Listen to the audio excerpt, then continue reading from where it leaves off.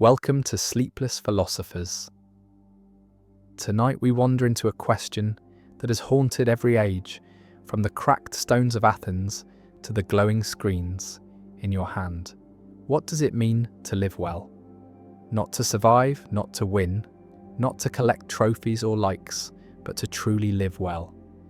Every civilization invents its own answers, yet the oldest voices still whisper louder than the new. This story will uncover 100 ancient lessons, each one still shaping the way hearts long, fail, and rise today. Before we dive, if this quiet journey stirs something inside, remember to like this video and subscribe, and turn on notifications, because we post every single day, meaning there is a fresh story for you every night.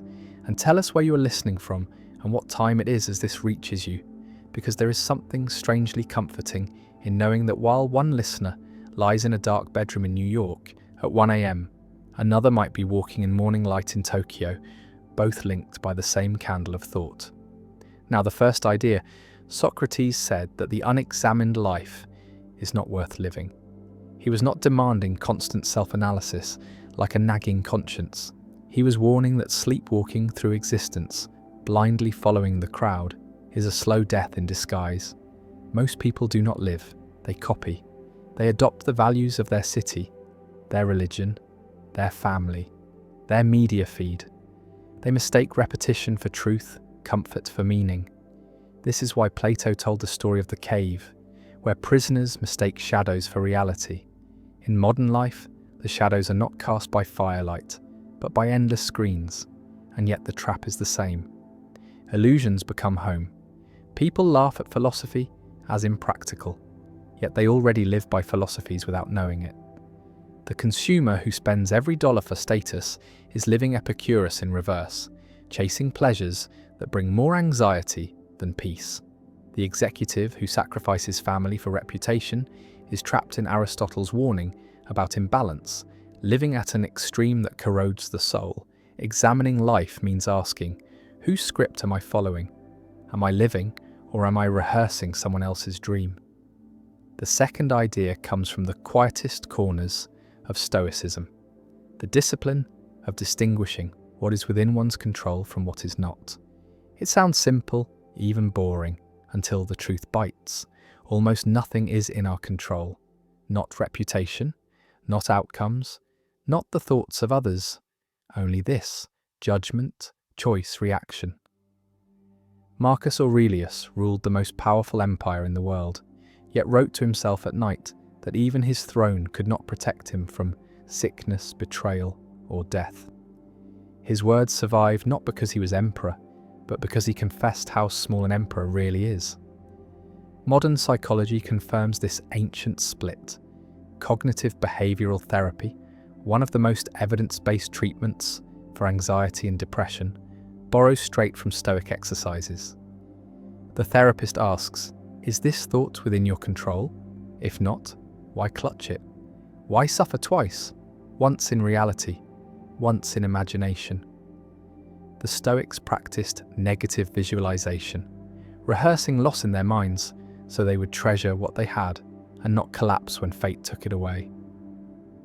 Imagine kissing your child goodnight while reminding yourself they may not wake. It feels cruel, almost unbearable, but it creates gratitude too deep to express. What does control mean in an age when most people panic if their Wi-Fi drops for 10 minutes? Maybe it means rediscovering that strength was never outside. It was always the calm that could be chosen in the storm. The third idea is more unsettling. It comes from the Epicureans again, but not in the way people think.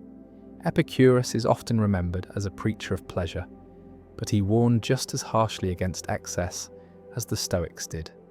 He ate bread, drank water, and considered himself happy. Why? Because the smallest pleasures are enough for those who are free from unnecessary desire. He said, if you wish to make Pythocles wealthy, do not add to his money, but subtract from his desires. Here lies the core of minimalism. Centuries before the word existed, happiness is subtraction, not addition. This lesson is brutal in a consumer society, Advertising is built on the idea that the next thing will fill the void. But the void is bottomless. Epicurus was right. A life anchored in craving is a furnace that burns hotter with every feeding.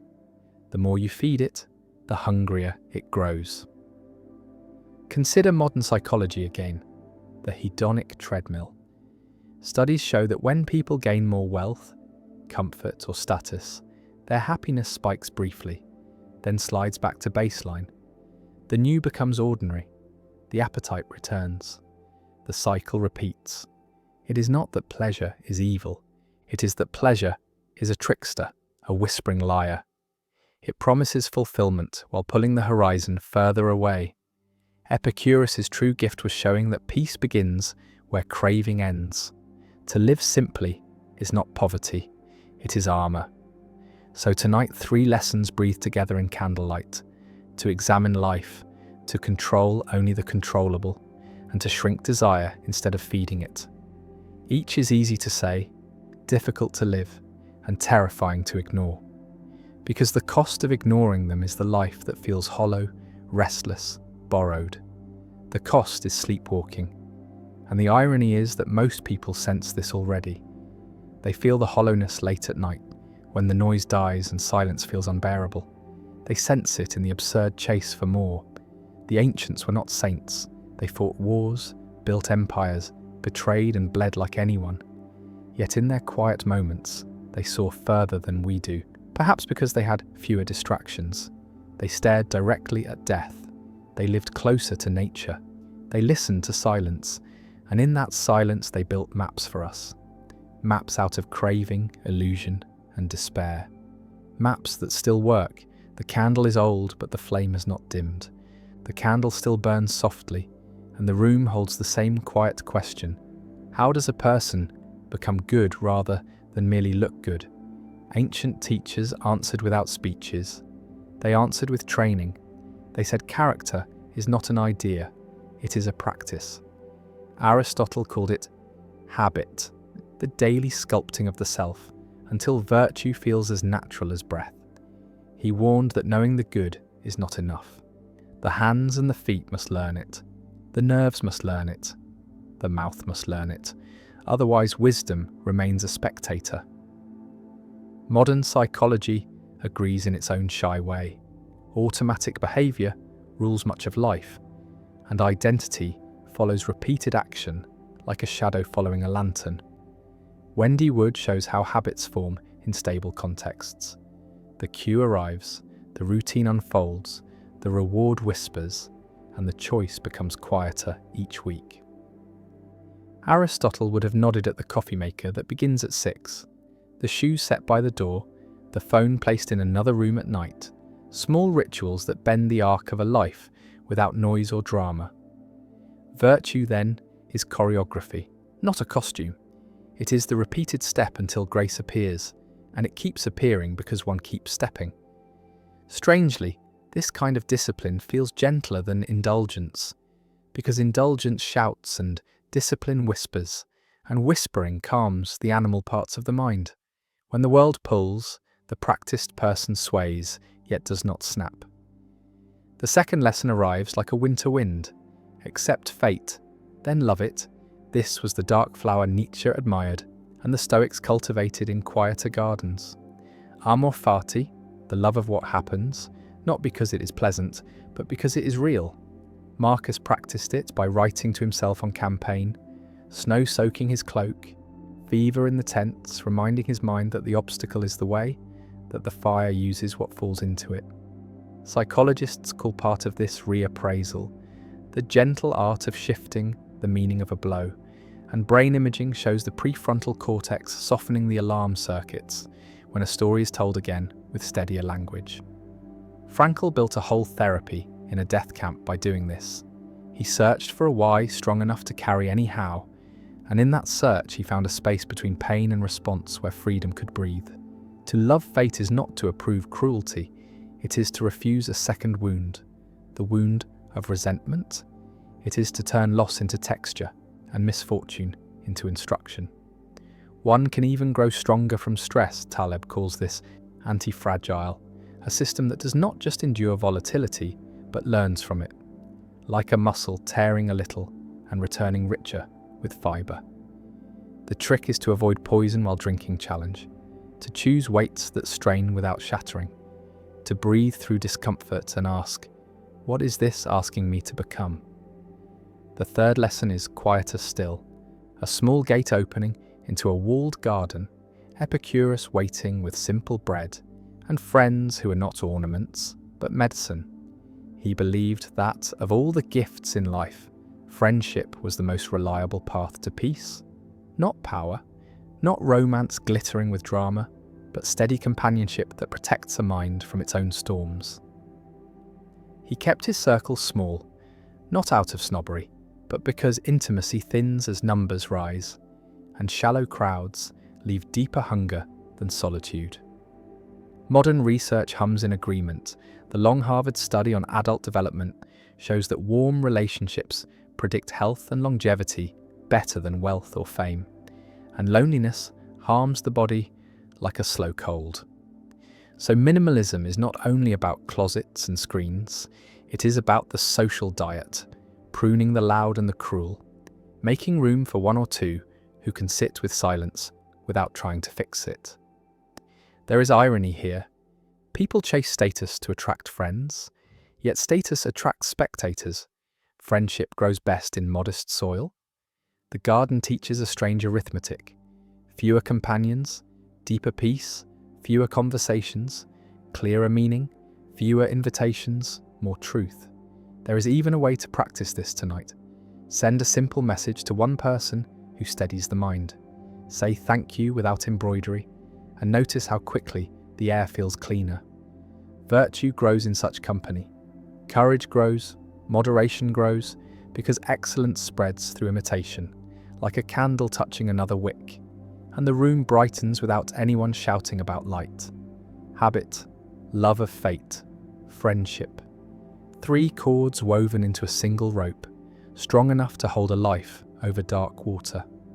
Practice quietly until strength becomes second nature. Reinterpret pain until it becomes fuel. Choose companions who protect the best in the heart. And notice how the world changes while nothing outside actually changes. This is how ancient lessons survive. Not as quotations pinned to walls, but as movements of the body and movements of the mind, repeated until they are not lessons anymore, only life. Someone will ask how this helps, with the harshness of a workday, with the rude client, with the email that arrives at midnight, and the answer is simple in shape, if not in effort. Return to the practiced action. Breathe, label the event, decide what is yours to carry, set down what is not, then move one small step. Not heroic, but faithful. Find meaning inside the friction. Ask what skill this moment is trying to draw out of hiding. Patience maybe, or clarity, or the courage to say no with a soft voice and a straight spine. And when the day ends, return to the garden. Not a place, a posture. Thank the friend who stayed. Forgive the friend who failed. Forgive the self who failed too, and sleep without bargaining with tomorrow. It is humbling how little needs to change for everything to change. A small ritual, a new reading of pain, a truer friend, and suddenly the same life tastes different on the tongue. The old maps were right. Walk gently, and the path appears. The lamp hums softly, and time sits beside it like a patient animal, breathing, waiting, spending itself, whether anyone notices or not. This is where the next lesson begins, in the awareness that life is not short as Seneca teased, but that most of it is wasted. Wasted on anger, on pretense, on arranging the furniture of a storm. He warned that people guard their money while letting strangers steal their days, handing out hours as if they grew back at midnight. So a practice forms, quiet and practical. Memento mori, remember mortality, not to darken joy, but to sharpen it. A calendar with a few black squares, a ring worn smooth by touch, a whisper before sleep. This could be the last of its kind. Far from grim, the thought cleans the glass, and the day tastes brighter, because it is exact. Marcus wrote, "You could leave life right now," and somewhere inside the brain, a small committee stops shouting and begins to listen. What matters then?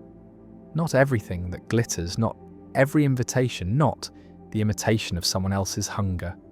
Psychologists call it mortality salience, and it can make people defensive, clinging to flags and slogans, but used gently, it can do the opposite. It can make the heart generous and the schedule honest. When time is seen, choices come into focus, and moderation stops sounding like deprivation and starts sounding like alignment. A person sets a boundary at work and discovers it is not a wall, it is a window.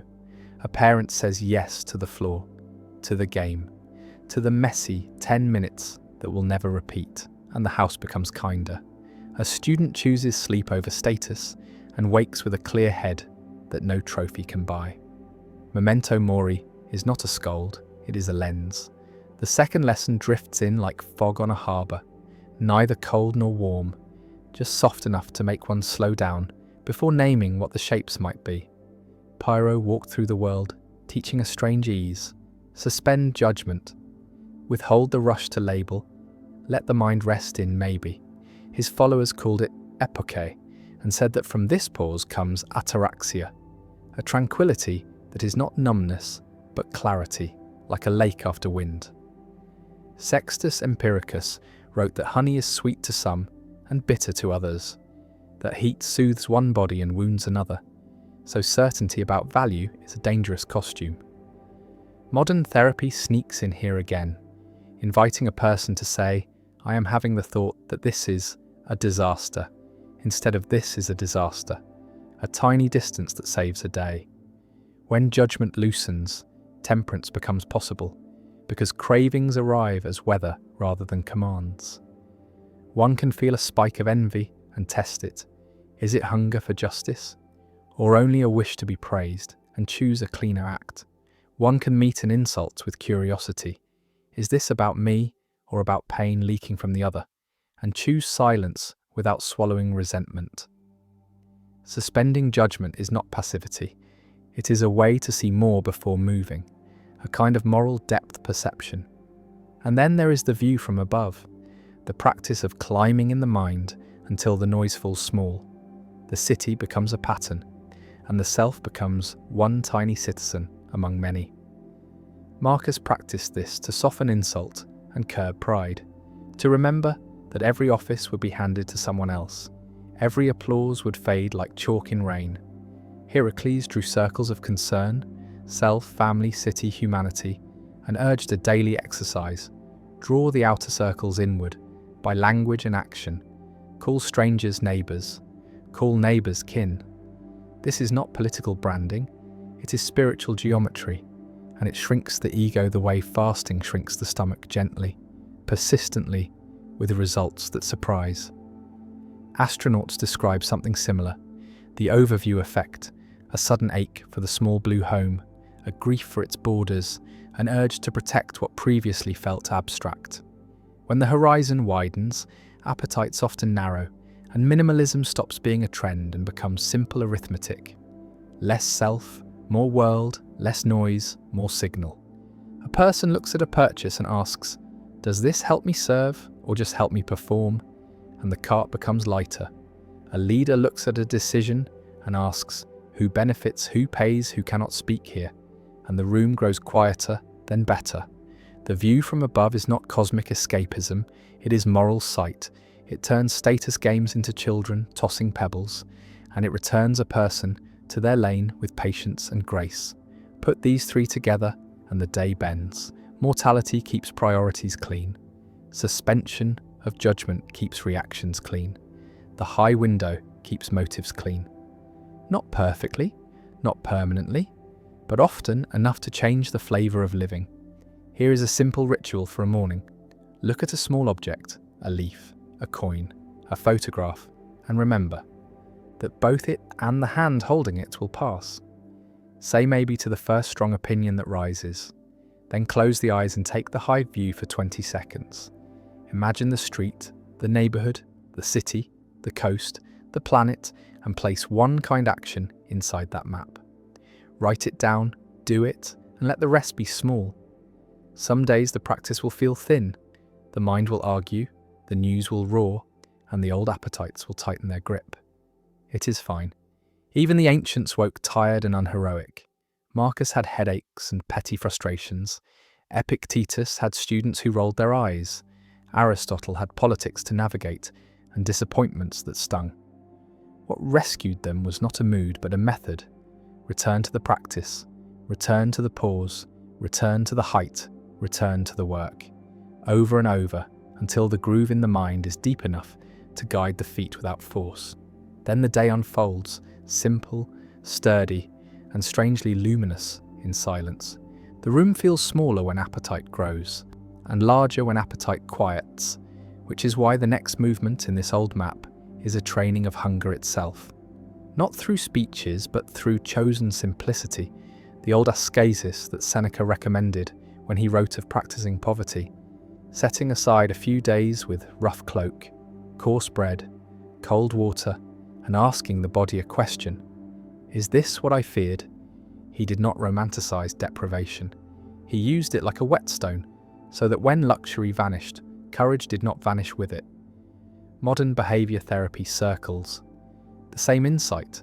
Exposure softens fear. Repeated contact with a discomfort teaches the nervous system a new story. The cold shower ceases being an emergency and becomes a sensation. The skipped purchase stops feeling like loss and begins to feel like air. Voluntary discomfort is not self-harm. It is rehearsal, a way to learn that cravings can rise and fall like weather without commanding obedience. A person chooses a simple meal on purpose and discovers the appetite is not a king, but a guest. A person leaves the phone in a drawer and notices the first wave of restlessness, then the second wave of quiet. The mind fidgets, then the mind breathes. The benefit is not in suffering. It is in proving to the self that less is survivable, even good. Temperance grows in such afternoons and fear shrinks, and a strange lightness appears, as if ownership had reversed, and the person now owned their desires rather than being owned by them. Ancient moderation was not Puritanism. It was freedom purchased by practice, as steady as breath and as soft. And the practical test is easy. Can a person be content with very little for a while? And if not, where has power been misplaced? In stomach, in screen, in praise? The Garden of Epicurus answers by offering modest food and great friendship. A table is rich when anxiety is poor, and that richness is portable. A second thread twines itself through the first. The difficult art that Aristotle called phronesis, practical wisdom. Not book cleverness, not quick logic, but the seasoned capacity to choose the fitting act in the messy room of particulars. He did not worship rules in the abstract. He taught calibration, finding the right note for this moment. With these people, given this aim, virtue to him was like musicianship, learned by scales and then performed with taste, and taste is a form of perception, trained by long attention. Modern decision science keeps rediscovering this. Checklists help, but judgment matters more when the situation is novel. Automatic rules can fail quietly. A surgeon uses protocols, then pauses, looks, listens, and adapts. A parent knows that the same child needs firmness in the morning and gentleness at night. A manager sees that a noble policy can crush a fragile colleague if applied without tenderness. Phronesis resists the laziness of extremes. It does not hide behind all or nothing. It asks the two questions that save reputations and sleep. What is the purpose here? What action serves that purpose for the long run without staining the soul? It is not brilliance, it is steadiness. It is the habit of stepping back half a breath, seeing the wider shape, and then stepping in with care. The Stoics called part of this oikiosis the gradual tuning of perception toward what truly belongs to a human being, toward reason, community, and character. And when that tuning deepens, choices clarify, not because the world simplifies, but because the self does. Cleverness chases winds. Wisdom protects ends. Cleverness blazes and burns out. Wisdom warms and keeps warming. The third lesson walks in barefoot, grinning like a fox, carrying a broken cup and a lantern. At noon, Diogenes, the original minimalist of defiant cheer, slept in a barrel, begged for food, mocked vanity, and told Alexander the Great to stand out of his sun. His shamelessness was medicine, a cure for status fever. He stripped life down until only the necessary remained, and then he laughed at what the city still called important. To him, the good life was freedom from the tyranny of opinion. His lamp search for an honest man made a joke of reputation and a mirror of hypocrisy. His doggish name was not an insult, but a philosophy. Live near to nature, need little, bite what bites, wag at what deserves kindness. His extremity is not for everyone, yet his diagnosis remains sharp. A person swarmed by possessions is often possessed. A person drowning in praise often cannot speak. A person who must perform goodness will not risk doing it. Minimalism at its root is moral. It is the refusal to trade agency for ornaments.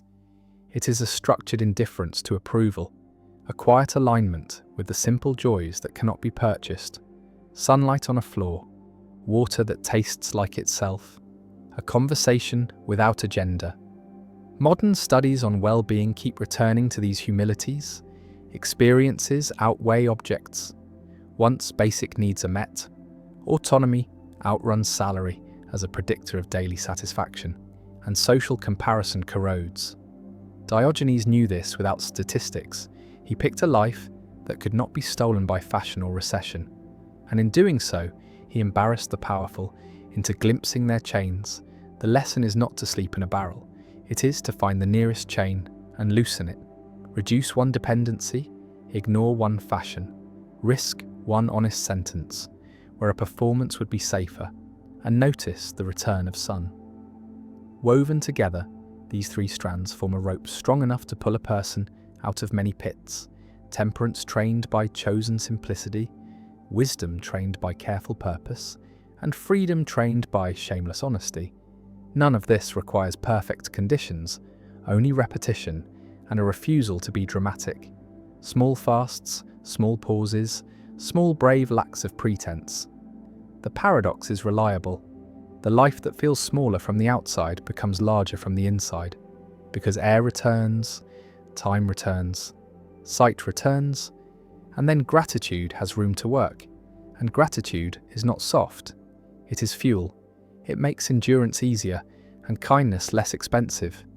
It rescues days that would otherwise be lost to craving and impression management, and it spills outward. Seneca's practiced poverty generates patience with the truly poor. Aristotle's practical wisdom generates policies that fit human faces. The cynic's scorn for show generates mercy for those still trapped in costume. Moderation is not merely a personal diet, it is a public ethic, a way of lowering harm by lowering vanity, a way of spending less so that attention can spend more where it matters, and the test remains intimate. In the next hour, what small excess can be unhooked? What small judgment can be slowed into sight? What small truth can be said without waiting for permission? The room is the same, and yet it is not, because the person is practicing, and practice changes the temperature of a life, gently, then clearly, then completely. The night has its own arithmetic, quieter than clocks, counting not seconds but choices, measuring the distance between who someone is and who they would like to be. And in that hush another old lesson unfolds, the art of staying on one's path without being dragged by other people's footprints. The thing Seneca called euthymia, a settled spirit, not numb, not sluggish, but steady, like a lamp with a clean glass, glowing without smoke. He wrote that most minds are blown thin by wandering, by changing aims every season and chasing the noise of the crowd. And he warned that comparison is a thief dressed as a guide, promising direction while emptying the traveller of conviction. Modern life multiplies this theft with screens that parade the curated triumphs of strangers, and a heart that was content an hour ago begins to itch, begins to imitate, begins to rewrite its purpose. In the grammar of applause, euthymia answers by asking a simple question. Each morning, What is the work that belongs to this life? Not to the neighbours, not to the trend, not to the algorithm, and then walking that line gently, refusing to glance sideways every 5 steps. Aristotle would recognise the stance because character for him was a trajectory, a mean chosen again and again until the motion fits like a well-worn tool. And the most ironic thing about euthymia is that it does not shrink ambition, it purifies it. A musician who stops competing with all the other songs can hear her own melody. A teacher who stops measuring worth by viral lessons can love a single, attentive face. A craftsman who stops hunting for prestige can build something that will outlast vanity.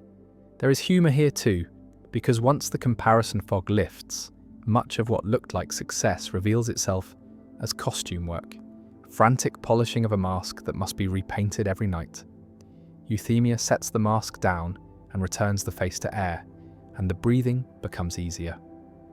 The next thread is a guardrail as old as the Stoa, the reserve clause, hupexaresis, the habit of adding fate permitting to every plan, not as superstition, not as defeat, but as alignment with how the world actually works. Epictetus taught that one should launch the ship with skill, aim for the harbour with vigour, and still keep a quiet parenthesis in the mind. Weather permitting, providence permitting, fortune permitting, the clause frees effort from obsession with outcome. It unties diligence from despair, because it reminds the worker that control ends at the fingertips. Marcus practiced this when he wrote that action should be undertaken with a willingness to accept whatever follows, and that grace is to be found in doing one's human task, not in owning the result. Chrysippus drew the hard line by dividing values into what is truly good, virtue, and what is merely preferred. Health, property, reputation, the so-called preferred indifference, worth choosing rationally, worth using, but never worth worshipping. Modern ears balk at the phrase indifference, as if the Stoics were cold to health or love. They were not. They were fierce about priority, and the clause protects that priority with a soft shield. A scientist runs the experiment with care and says, publishable or not, fate permitting. A runner trains for a marathon and says, finish line or no finish line, fate permitting. A parent guides and guards, and still whispers, this person is not mine, fate permitting. The reserve clause is not passivity, it is insurance against the sorrow that comes from trying to own the sky. It greases the hinge between effort and acceptance, so it does not creak itself into bitterness, and it loosens the clench around preferred indifference, so that temperance can breathe. And because when health is loved as a tool for service, rather than as an idol, moderation follows as naturally as sleep follows dusk.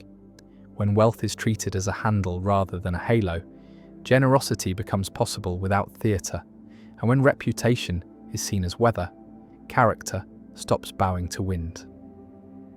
The third strand is attention prososh, the vigilant tenderness the Stoics demanded of the mind, a steady watch over impressions so that lies cannot pass customs without inspection.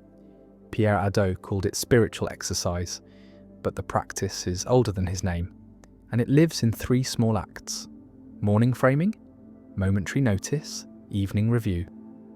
Marcus framed the day by forecasting the kinds of people and frictions that would appear, not to sour his mood, but to de-romanticize surprise, so that insult would not feel like an ambush. Epictetus trained momentary notice by asking students to pause at the first jolt of anger or lust and name it as an impression, not a command, an appearance, not a verdict. And Seneca loved the evening audit, sitting with a lamp and interrogating the day like a gentle magistrate. What was done? What was avoided? Where was I cowardly? Where was I vain? Where was I kind? Not to perform guilt, but to keep the instrument tuned. Modern cognitive techniques echo these moves with different vowels, yet the rhythm is the same. Watch, label, choose, review, repeat. Little by little, the mind learns to catch the spark before the forest is ash. Little by little, the hands learn the economy of gesture. Fewer flinches, fewer grandstands, more clean work. Prososh is not a monastery away from life. It is a way of being porous to the real without being pushed around by it. And it carries a paradox. The more attention enters a moment, the less cramped that moment feels, as if awareness were oxygen and minimalism were a form of paying attention with one's possessions too. Fewer objects, more presence, fewer promises, more fidelity, fewer screens, more windows. And in that thinning of static, euthymia strengthens, because a path is easier to walk when the floor is clear, and the reserve clause becomes easier to live when the hands can feel their true limits, not the imaginary ones drawn by ego or fear. Woven together, these three lessons form a quiet engine that moves a life without noise, a settled spirit that ignores the carnival of comparison and chooses its task, a humble bracket around outcomes that rescues effort from illusion, and a vigilant kindness toward attention that keeps the blade bright. None demands perfect conditions, only sincerity and repetition. A reader might smile at the simplicity and then forget it in the morning, but practice is a kind of remembering the body can do. Write fate permitting in a corner of the desk, lay out the tools for the work that actually belongs, close the day with a lamp and a few sentences, and watch how the shape of appetite, the shape of patience, the shape of joy slowly change.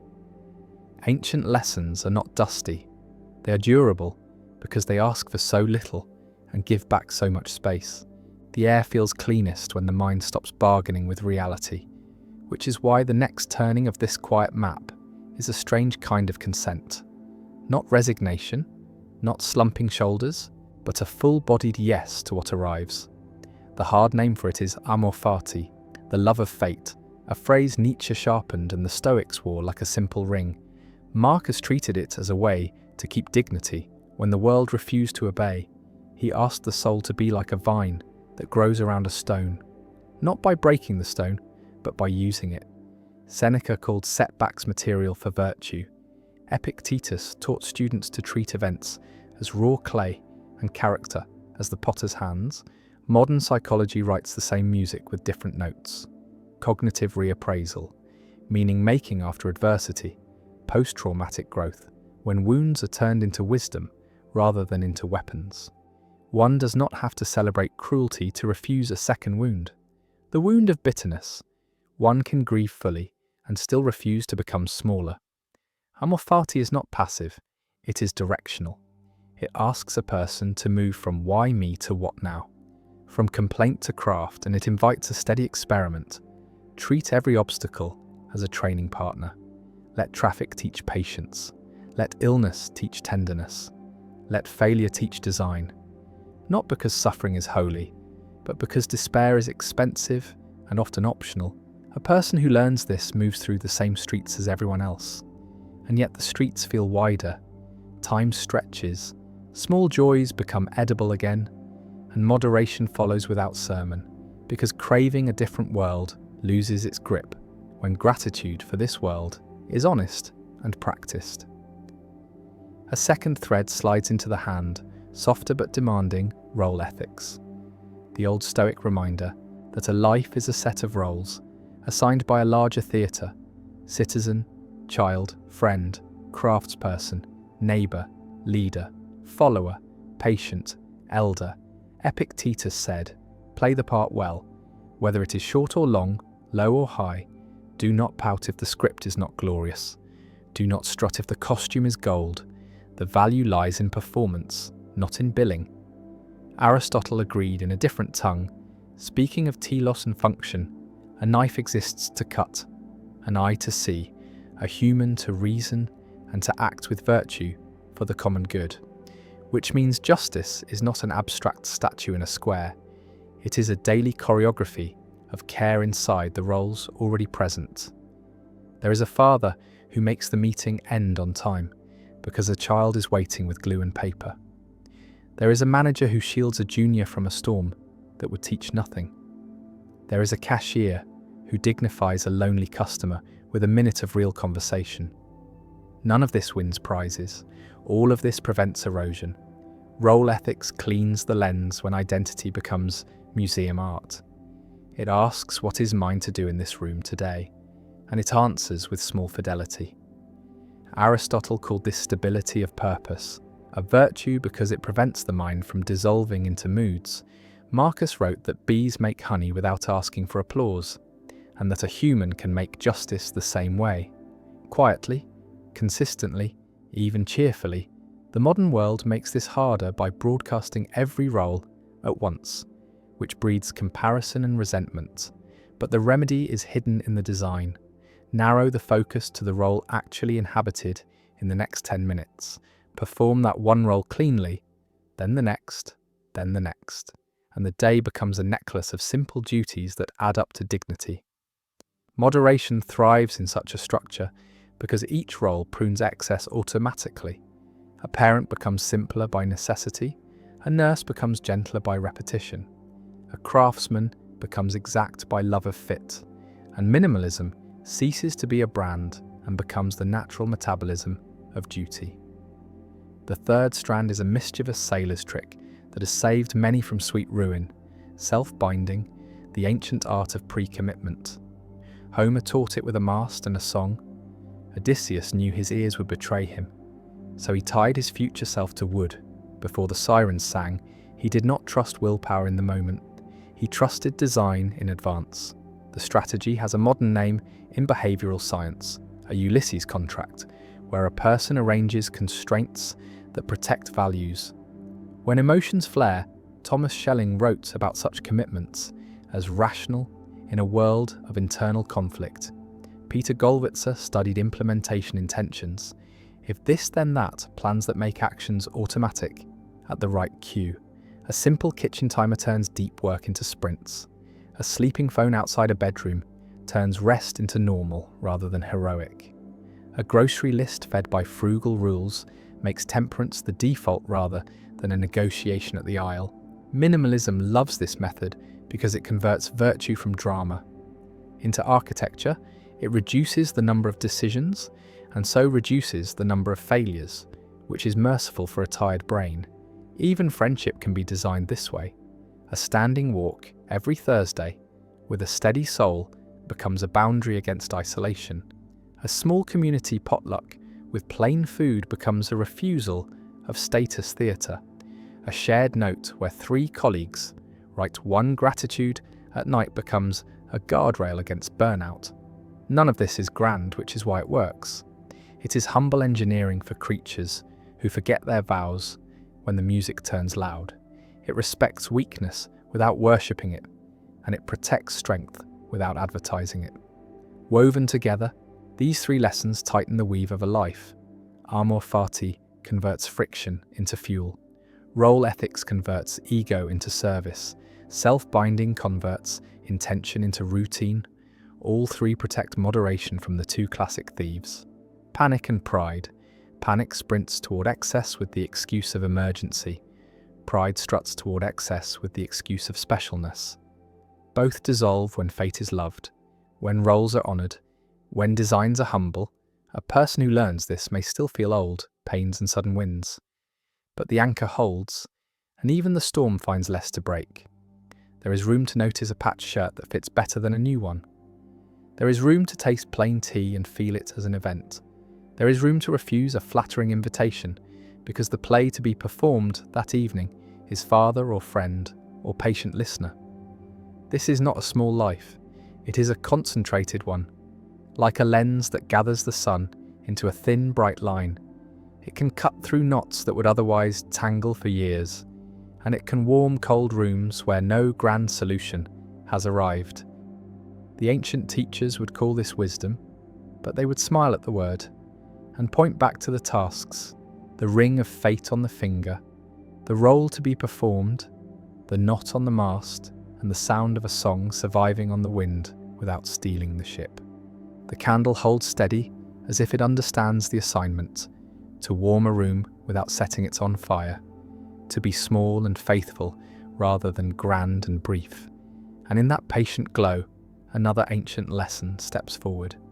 The kind the Greeks called schola, a word that gave birth to school, a word that meant leisure, not as idleness, but as cultivated space where the mind can do its highest work. Aristotle said that humans flourish in contemplation, And he did not confuse contemplation with scrolling or with drifting. He meant attention that meets reality without hurry, a mind unhooked from frantic usefulness, so that wisdom has oxygen. The Romans had their version too, otium with dignity, a reserve of uncommitted time guarded from the marketplace of noise. Today this sounds impossible, because calendars are ravenous. Yet the ancients would insist that a full life requires empty hours, because without emptiness, nothing true can take root. Minimalism begins here, with schedule as much as with shelves. Do less to see more, refuse the compulsion to turn every quiet into production. Let a walk be only a walk, let tea be only tea, and watch how perception thickens and craving thins. Modern science nods in the corner. The Kaplans wrote about attention restoration, how soft fascination in nature lets prefrontal circuits rest, and Mihaly Csikszentmihalyi mapped flow states where deep focus becomes its own reward. Scoli is cousin to both, not chemically intense, just quietly absorbing. And it is medicine for a culture that confuses rest with laziness and multitasking with skill. When Skoll returns, temperance follows, because frantic appetites do not feel so necessary. When the soul is fed by stillness, luxury becomes less magnetic, when bare sunlight satisfies, and virtue has space to rehearse without the heckling of urgency. Another lesson waits in the doorway, holding a single word that feels dangerous and medicinal at once. Parrhesia, frank speech, the art of saying the needed truth with courage, born in the schools of the Cynics and tempered by Stoics who valued justice more than reputation.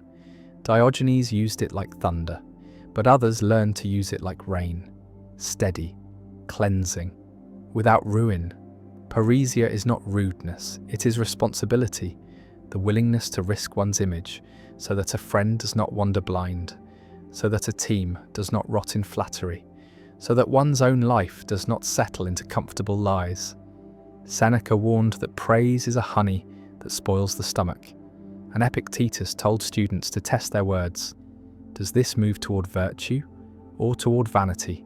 Practical ethics begins at the tongue, because speech is how values circulate, speech is how influence infects, and speech is the least minimal part of many lives.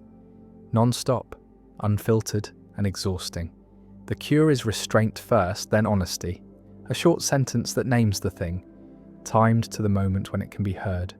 Free from the theatre of anger, shaped by goodwill, the Buddha, though outside our Greek map, taught right speech as truth, necessity, and kindness together, a triangle that holds even for those who do not share his path. Cognitive research adds a caution. People resist when identity feels attacked. So parrhesia must often begin with shared ground, with curiosity, with a question that invites dignity. What would count as success for both of us here? How can we test this belief without shame? Frankness can be a service when it is joined to care, and minimalism of language is part of the craft. Fewer words, cleaner words, slower words, nothing ornamental when a soul is at stake. The effect is disarming, because most persuasion is performance, but a single spare sentence anchored in reality is hard to push away. And even when it is refused, the speaker's character stays whole, which is its own reward. The last lesson tonight is time lived as a point rather than a river. The ancient distinction between chronos, the running clock, and kairos, the charged moment. The now that can be answered rather than measured. Marcus Aurelius wrote that a person lives only in this brief present. The rest is memory or imagination, and he advised confining the mind to what the hand can touch, because suffering loves to recruit tomorrow and yesterday. And both are illusions. Epicurus, so often misunderstood, told his friends to harvest the present, because the present is all that can be tasted, and anxiety often dissolves when attention narrows to the next honest action. Modern psychology again returns with its lamp. Sophie Leroy described attention residue, how switching tasks leaves a fog that degrades performance and peace, while single tasking, dull as it sounds, strengthens satisfaction.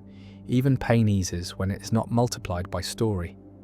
Clinicians teach patients to name sensations without verdict, to breathe into the moment where agency survives. And in that breathing kairos appears, a decision space, a small door, a soft lever that moves a life. It can be as humble as choosing to drink water before speaking when anger surges, as ordinary as placing the phone face down to meet a child's eye, as unglamorous as sending a difficult apology before sleep. None of this looks like heroism, which is why it works. The present is a narrow room where character can act without the permission of outcomes, and living there increases both calm and effectiveness. Because feedback is immediate, and drama has no oxygen, moderation loves kairos because impulse is strongest when the mind time travels. Craving is a future picture painted in syrup. Regret is a past picture drenched in smoke. But the present is a clear room with a wooden floor, sometimes warm, sometimes cold, always walkable. These 3 lessons braid themselves without effort when practiced. Protect leisure like a small flame, and the day stops stumbling. Speak truth like a clean blade wrapped in linen, and relationships stop rotting. Hold attention inside the actionable present, and both appetite and dread lose their sharpness. None of this requires money. None of this demands luck. Only the willingness to be unfashionable for a while, to place an empty afternoon on the calendar and refuse to apologize, to choose a sentence that costs a little social comfort and spare a friend a year of self-deception, to let a minute be a minute and not a portal to every fear. The ancients would likely find our machines marvelous and our habits tragic. They would smile at the speed of our carts and grieve the emptiness of our tables. They would ask us to clear a space, say the thing, breathe now, and they would promise quietly that a life can be recovered by these small obediences. The candle knows it already, small, steady, no smoke, warming the room without taking more than it needs. The flame leans slightly, as if nodding to the next lesson, and the room answers with a hush that feels like a hand on the shoulder, steady, unhurried, honest, because the center of this chapter is the small interior lever the Stoics called prohairesis, the faculty of choice, the inner switch that no tyrant, no market, no rumor can touch.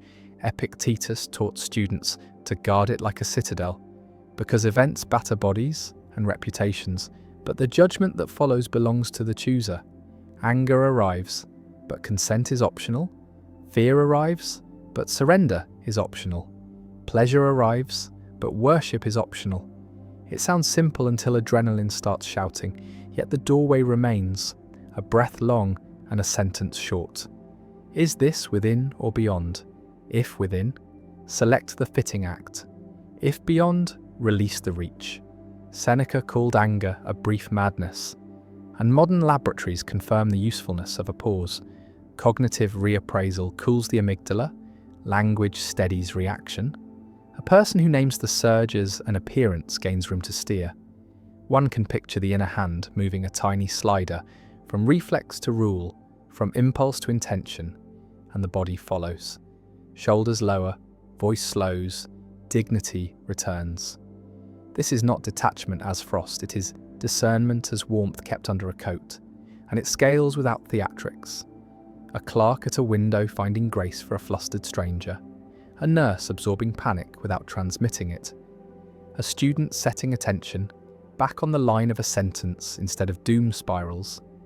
Mastery of prohairesis is ordinary heroism, invisible, repeatable, protective of peace, and it naturally feeds moderation, because cravings lose authority when choice remembers itself sovereign. When choice remembers, it can say enough. The candle crackles again, and another thread unspools, a quieter, larger one. The Stoic sense of sympatheia, the kinship of all things, the idea that everything lives inside one body of nature, fibres woven to fibres, a lung linked to a forest, a thought linked to a culture, a morning linked to the movement of stars. Marcus Aurelius meditated on this to soften anger and enlarge care. He pictured himself as a limb of a living whole, and asked what act would help the organism, rather than just the limb. Angry at a neighbour, then recall the common lineage, impatient with a colleague. Then recall the shared fragility, tempted by cruelty. Then recall the fate shared by predator and prey. Modern science hums behind the curtain with its own harmonies, ecological chains, microbial symbiosis, mirror systems that echo another's posture and pain. When sympathia is felt, not just named, isolation shrinks. And so does vanity. The world stops feeling like a stage for private triumph and starts feeling like a garden for mutual tending. Justice becomes practical, not theatrical, because helping the whole helps the self that is nested inside it. Generosity stops performing and starts working. Humility ceases to be a pose and becomes accuracy. And minimalism gains a deeper reason than aesthetics. Less consumption means less strain on the shared body. Fewer possessions mean more availability to serve. Fewer status contests mean fewer wounds to the commons. The ancient hymn to Logos becomes a civic habit. Put the part in right relation to the whole. Return what is borrowed. Honor limits as forms of love. Even grief changes shape under sympathia, not smaller, but less lonely. Carried with others and carrying theirs in return. Like travelers swapping sips from one canteen. Then the lantern of the mind turns to a difficult habit that haunts city life, and marketplace life, and family life alike. The pull to want what is wanted by others. Mimetic desire, named in our century by René Girard. Glimpsed in ancient quarrels about envy and imitation. Plato's warnings about the contagion of theatre. Aristotle's notice that humans are the most imitative of animals. The mechanism is simple and merciless. A model appears, near or far, and the heart begins to copy. Not the object, the wanting. A neighbour buys a sleek car, and the appetite suddenly discovers a new category of necessity. A rival receives praise, and the appetite awakens a thirst for the same tone of voice. The feed fills with cabins and watches and curated mornings, and the appetite quietly translates images into commandments. Thou shalt desire this. Minimalism fights here, or it fights nowhere, because houses can be emptied while desires remain crowded. The ancient cures are old because they're still correct. Choose models with care. Epicurus chose modest friends and a walled garden so that desire would imitate simplicity instead of spectacle. The Cynics chose shamelessness so that desire would be free of shame's theatre. The Stoics chose sages and craftsmen and citizens who worked without trumpets, and they trained comparison on character rather than ornaments. A person can do this now with plain rituals. Place on the desk one page from a life that does not glitter but glows, a letter from a nurse saved by a patient's progress, a paragraph from Musonius on the dignity of useful labour, a photograph of a repaired tool, and let attention copy what is worthy, or practice the counter-desire that Girard hinted at in Stories, the decision to want the patient good that another's rivalry cannot steal, the unflashy craft that improves with time, the friendship that thrives out of sight. Even a fast from envy can be designed, 1 week without the sources that stoke it, 1 week with hands on soil or books or real talk, and notice how appetite reverts to human scale. Cravings that do not belong evaporate when models are pruned, and moderation ceases to feel like lack and begins to feel like relief, like taking off a costume that was beautiful and heavy and not meant for breathing. All three lessons thread together without knots. The inner lever of choice keeps storms from hijacking action. The sense of kinship prevents freedom from hardening into selfishness. The clarity about copied desires liberates attention from fashions that never end. And the result is not a grand reveal. It is a quiet day that fits, a life that tastes like itself. The candle gives an honest light. The room holds exactly what it can love. The mind does its work in the space it has cleaned. Someone walking past the window would not notice a miracle, only a person refilling a cup, sweeping a floor, writing a thank you, repairing a hinge. But that is the point the ancients kept pressing with tired hands and clear eyes.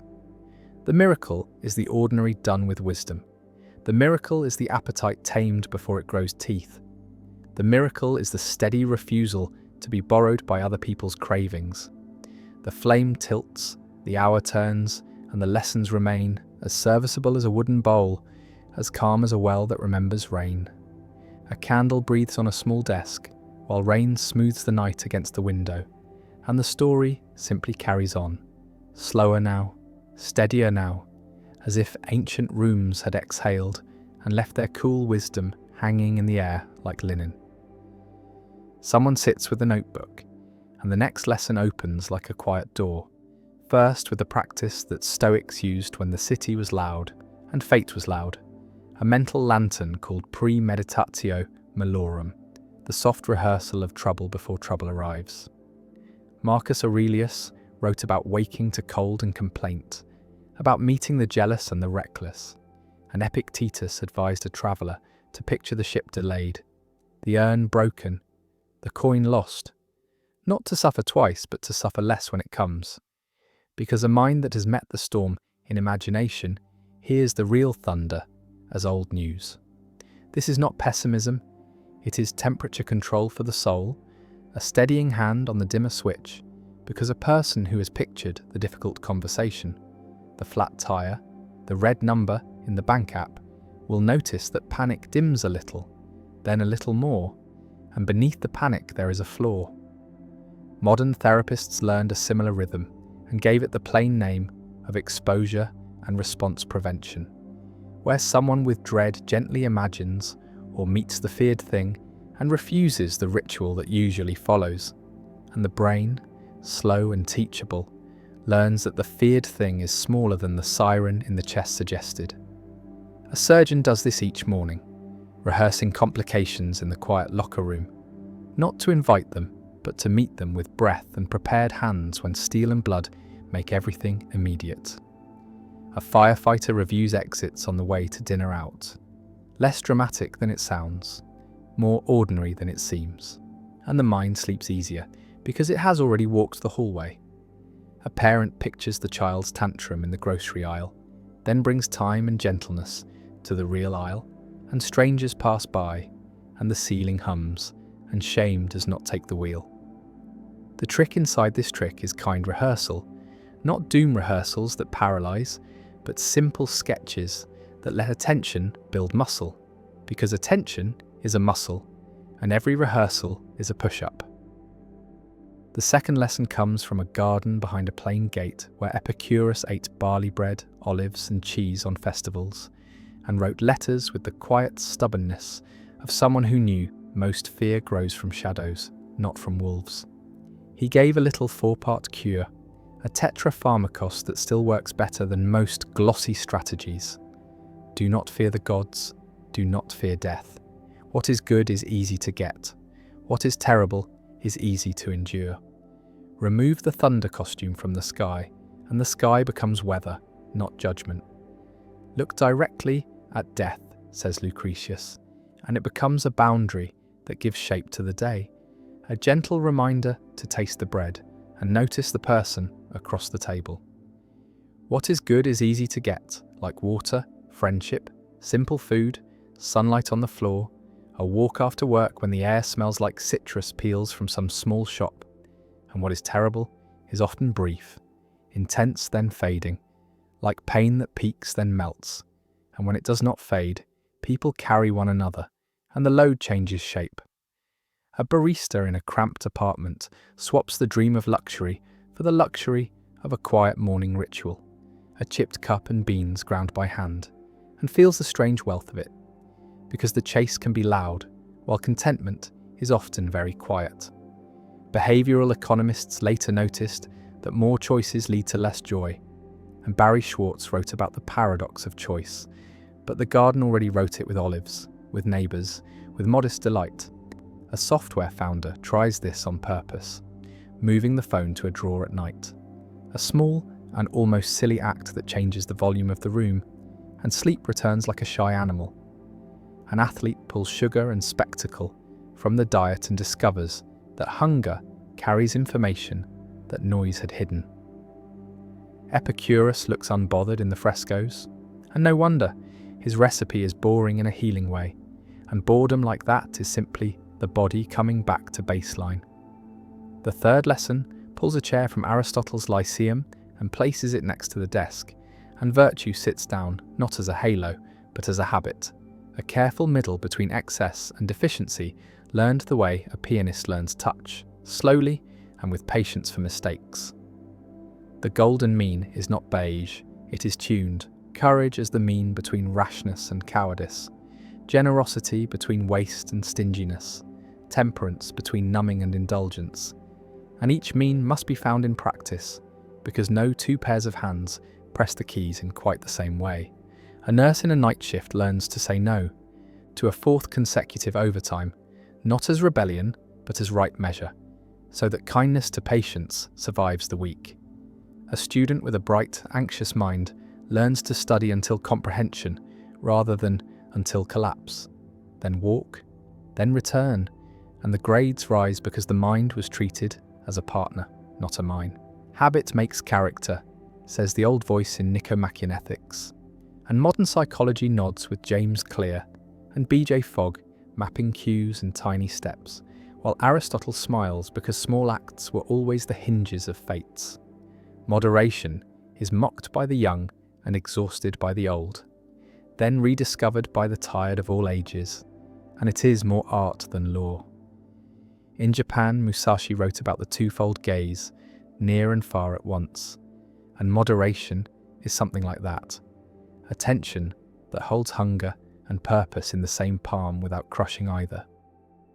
Emily, a project manager who once lived from adrenaline spike to adrenaline spike, begins the day with one hard thing and a glass of water and a walk, and calls it silly, then calls it saving, then says nothing because the results become ordinary.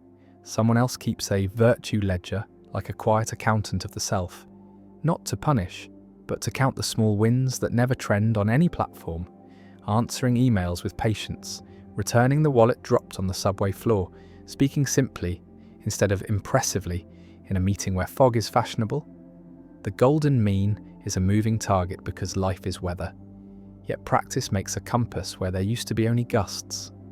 It is funny and a little sad that the lessons oldest among us keep sounding newest, that negative visualization reduces panic in a world engineered to monetize panic, that a cheap dinner with friends often beats the tasting menu ghosted through a screen, that middle ways rescue extremes from their own theatrics. Viktor Frankl wrote that meaning can endure suffering when suffering cannot be removed, and the Stoic rehearsal, the Epicurean cure, the Aristotelian habit all bend toward that same plain miracle. A person who is not easy to throw, who knows how to shrink fear to fit the day, how to savor enough, and how to practice goodness until goodness feels like home. The candle trembles and steadies and the rain goes on, and somewhere in the building a neighbour laughs too loud, and it feels like proof that the ancient schools still hold, because life remains exactly as messy as it always was, and character remains exactly as needed as it always is, and the old pages on the desk whisper the same invitation in a dozen accents, not to be perfect, only to be practiced. Rain loosens from the eaves like thin silver threads, and the candle holds its small frontier of light, and the story continues without ceremony, moving into a lesson that the ancients carved into bone, the strange richness of needing very little, autarkia, the self-sufficiency Epicurus praised and the cynics wore like rough linen. Not isolation, not pride, but the freedom that arrives when fortune storms no longer decide a person's weather. In the garden this looked like barley bread, olives, water, and conversation that did not charge admission, a life calibrated so that pleasure meant peace and peace meant absence of frantic hunger, a gentle aponia in the body and ataraxia in the mind. In modern apartments it looks like a small kitchen where tools are few and well used, a wardrobe that does not negotiate with every season's vanity, a phone that sleeps far from the bed so that dreams can belong to the sleeper again, and money that is saved not to worship numbers, but to unhook fear. Autarkia does not forbid delight, it makes delight honest, because flavour rises when comparison sinks, and gratitude grows teeth when the feast is simple. Musonius Rufus taught that strength is easier on plain food and that wisdom is easier in plain rooms. And behavioral science later noticed the same curve. Diminishing returns after enough, hedonic adaptation flattening the thrill, while stability and agency keep lifting well-being. A firefighter with a small mortgage walks into danger with a steadier pulse. A teacher with modest wants can refuse a corrupt promotion and keep a clean pillow. A craftsman who measures wealth in time can protect the afternoon, where a child asks one more question. The paradox repeats itself, like a calm tide. The less that is required, the more that is available, and moderation ceases to pose as restraint and begins to shine as ease. The candle blinks once and the narrative turns toward a second pillar, often named last. Though every philosopher feared a city without it. Justice, not the theatrical kind that roars on stages, but the quiet distribution of what is owed, day after day, person by person. The stoic conviction that virtue is social or it is costume. That character means giving each their due and preferring the common good to private triumph. Marcus called humans made for cooperation, like hands for grasping and eyelids for closing, and he humiliated his own pride by remembering he was only one limb in a larger body. Aristotle added that friendships of virtue make politics possible because citizens learn to love the good in one another rather than the utility or the pleasure. And from this love flows fairness that needs no witness. Seneca, in De Beneficiis, mapped the delicate economy of giving and receiving, warning that gifts poisoned by vanity become chains, while gifts given to increase another's freedom purify the giver too. Gratitude, then, is not payment, it is accuracy, the recognition of interdependence without civility. Modern offices forget this and rot in silence, but a manager who shares credit like bread teaches a team to breathe.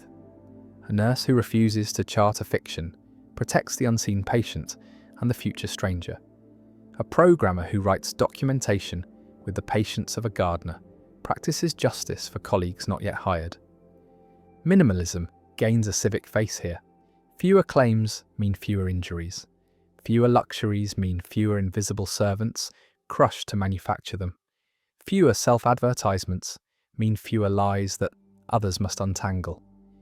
Sympathia leans in again as a tutor, reminding that fairness is not a mood, but a structure. 1,000 small choices that keep the fabric from tearing, and generosity, when guided by phronesis, stops being random glow and becomes targeted repair. The room lifts a little, and the third lesson arrives with a chariot and 2 winged horses, Plato's image for the divided motions of a life. One horse noble and spirited, Thumos, one unruly and hungry, Epithumia, and the charioteer, Logos, tasked with holding the reins so that the whole can rise without breaking. A psychology old and vivid that rhymes with modern dual-process language, fast impulse, and slow counsel sharing a skull, and with neuroscience that watches limbic alarm and prefrontal guidance argue at the speed of light. The ancients did not hate appetite, they feared its throne, and they did not worship spirit. They feared its rage when untethered, so they trained both, feeding appetite enough to serve health and hearth, praising spirit when it defended the weak, and punishing it when it defended only ego. And they trained reason to be more than cleverness, to be a pilot that knows the destination and does not sell the map for applause. In real rooms, this looks like a singer refusing. The 5th drink before a performance because the body is an instrument on loan. A clerk writing the difficult correction to an adored mentor because loyalty without truth is cowardice in costume. A student setting alarms not for work alone, but for standing and walking and water, because mind without care of flesh turns brittle and unkind. Modern labs draw graphs of delay discounting and show how present lures eclipse future goods, while the Republic already staged the same tragedy in the soul and prescribed music, gymnastics, and law, a culture of rhythms that make the right choice easier to want. Cognitive therapy teaches impulse surfing, letting the wave rise and fall without obedience, while the Phaedrus teaches rainwork, contact without cruelty, pressure without panic, and both end in the same meadow, a character that does not need a crisis to behave well. The charioteer metaphor rescues moderation from grey boredom by revealing its athleticism, a high art of timing and proportion, strength gathered and released where fit, a style of motion that feels beautiful from inside because it is truthful. Sometimes the noble horse must pull harder, courage against a crowd, and sometimes the unruly horse's strength must be harnessed. Eros aimed toward commitment rather than conquest, and always the driver must keep sight of the road that memory and mentors drew when the weather was clear. The old philosophers were not naive about fatigue, so they prescribed companions who ride beside and shout reminders, laws that forgive first offences and punish repeated contempt, and rituals that return the mind to the reins at dawn before the market begins. It's hypnotic music. Over time, the team learns to move as one, and the city inside the ribs becomes governable without tyranny. And so the three lessons braid themselves again into one rope that holds against slipping self-sufficiency that makes room for generosity, justice that gives moderation a public purpose, and a trained inner team that can carry those purposes through heat and temptation. A small life becomes large because its edges are clean. A quiet room becomes powerful because its decisions ripple outward without noise. And an old candle keeps doing what it has always done, turning fuel into light without spectacle, ancient as bone, modern as breath. The candle thins and lengthens at once, tall in its small courage, and the night listens as the next turning of the map comes forward. Three more quiet instruments for a life that wants to be truthful rather than impressive. The first is older than statues and somehow newer than news. Socratic not knowing, the discipline of confessing the fog before pretending to see the mountain. Socrates called himself a midwife of ideas because he did not claim to own wisdom. He delivered other people of their assumptions by asking small, relentless questions. What is courage? What is justice? How do you know? The method was Elentius, a gentle cross-examination that revealed contradictions the way a blacklight reveals stains, and out of the embarrassment came something clean, intellectual humility, a minimalism of mind, fewer claims. Better held, modern psychology blushes in agreement. Kruger and Dunning wrote about the novice who overestimates skill while the expert underestimates, and Rosenblit and Keel mapped the illusion of explanatory depth, how people think they understand a zipper or a toilet until asked to explain it step by step, and the mind discovers a hole where certainty sat smugly. The ancient remedy is practice, not performance. Keep a small notebook for questions that do not want to be bullied into answers. Write "I do not know" as a kind of honesty weightlifting. Seek out one friend who prefers clarity to applause and ask them to test a belief once a week. Reduce the intake of opinions that flatter existing stories. Raise the intake of slow books that make claims modestly and support them carefully. Socratic not knowing does not paralyze, it calibrates. It frees one from the addiction to instant judgment, leaving room for patience, investigation, and silence. And in that room, moderation grows, because fewer dogmas, fewer fights, fewer purchases made to defend a brittle identity. It is a relief to admit limits, a relief to be a student again, and joy returns in the shape of curiosity that does not need a stage. The second instrument is fire and river together, Heraclitus whispering that character is fate, and that one cannot step into the same river twice, because river and stepper have both changed.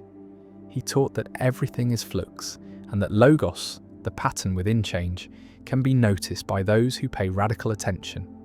This is not nihilism, it is an invitation to build a life that is portable, a goodness that travels. Minimalism fits this physics, fewer heavy things, fewer brittle plans, more principles that survive motion, more skills that do not expire. In practice, this looks like designing routines that bend without breaking. A writer who loses a laptop but not the habit of writing at dawn with any pencil. A chef who can cook a meal from whatever the market actually has. A family that can move apartments without losing the rituals that make a home feel like home. Candles after dinner, a song while washing dishes, a walk around the block that introduces the feet to the new neighbourhood and tells the nervous system we belong. Impermanence becomes an ally when one stops worshipping permanence. Businesses learn this in risk plans and on cool rotations. Engineers architect for failure so that systems degrade gracefully rather than dramatically. The Stoics knew the same rule for the soul: rehearse change, and change will frighten less. Admire the reed as much as the oak, because the reed survives the storm by bowing. The oak sometimes solves the same problem with splinters. Flexible strength is not weakness, it is intelligence. Heraclitus writes that the road up and the road down are one and the same. So temperance refuses the violent swing between excess and renunciation. It chooses steadiness, and that steadiness is a form of love, protecting the people inside the weather that never ends. Minimalism here is not aesthetic. It is mobility. It is mercy. It keeps a life light enough to turn toward the good quickly. The third instrument is a soft paradox that Taoist sages held like a bird in the hand. Wu Wei, effortless action. Not laziness, not apathy, the art of moving with nature rather than against it. Water taught them this, finding its way around rocks that proud fists would try to punch. Stoics were cousins here.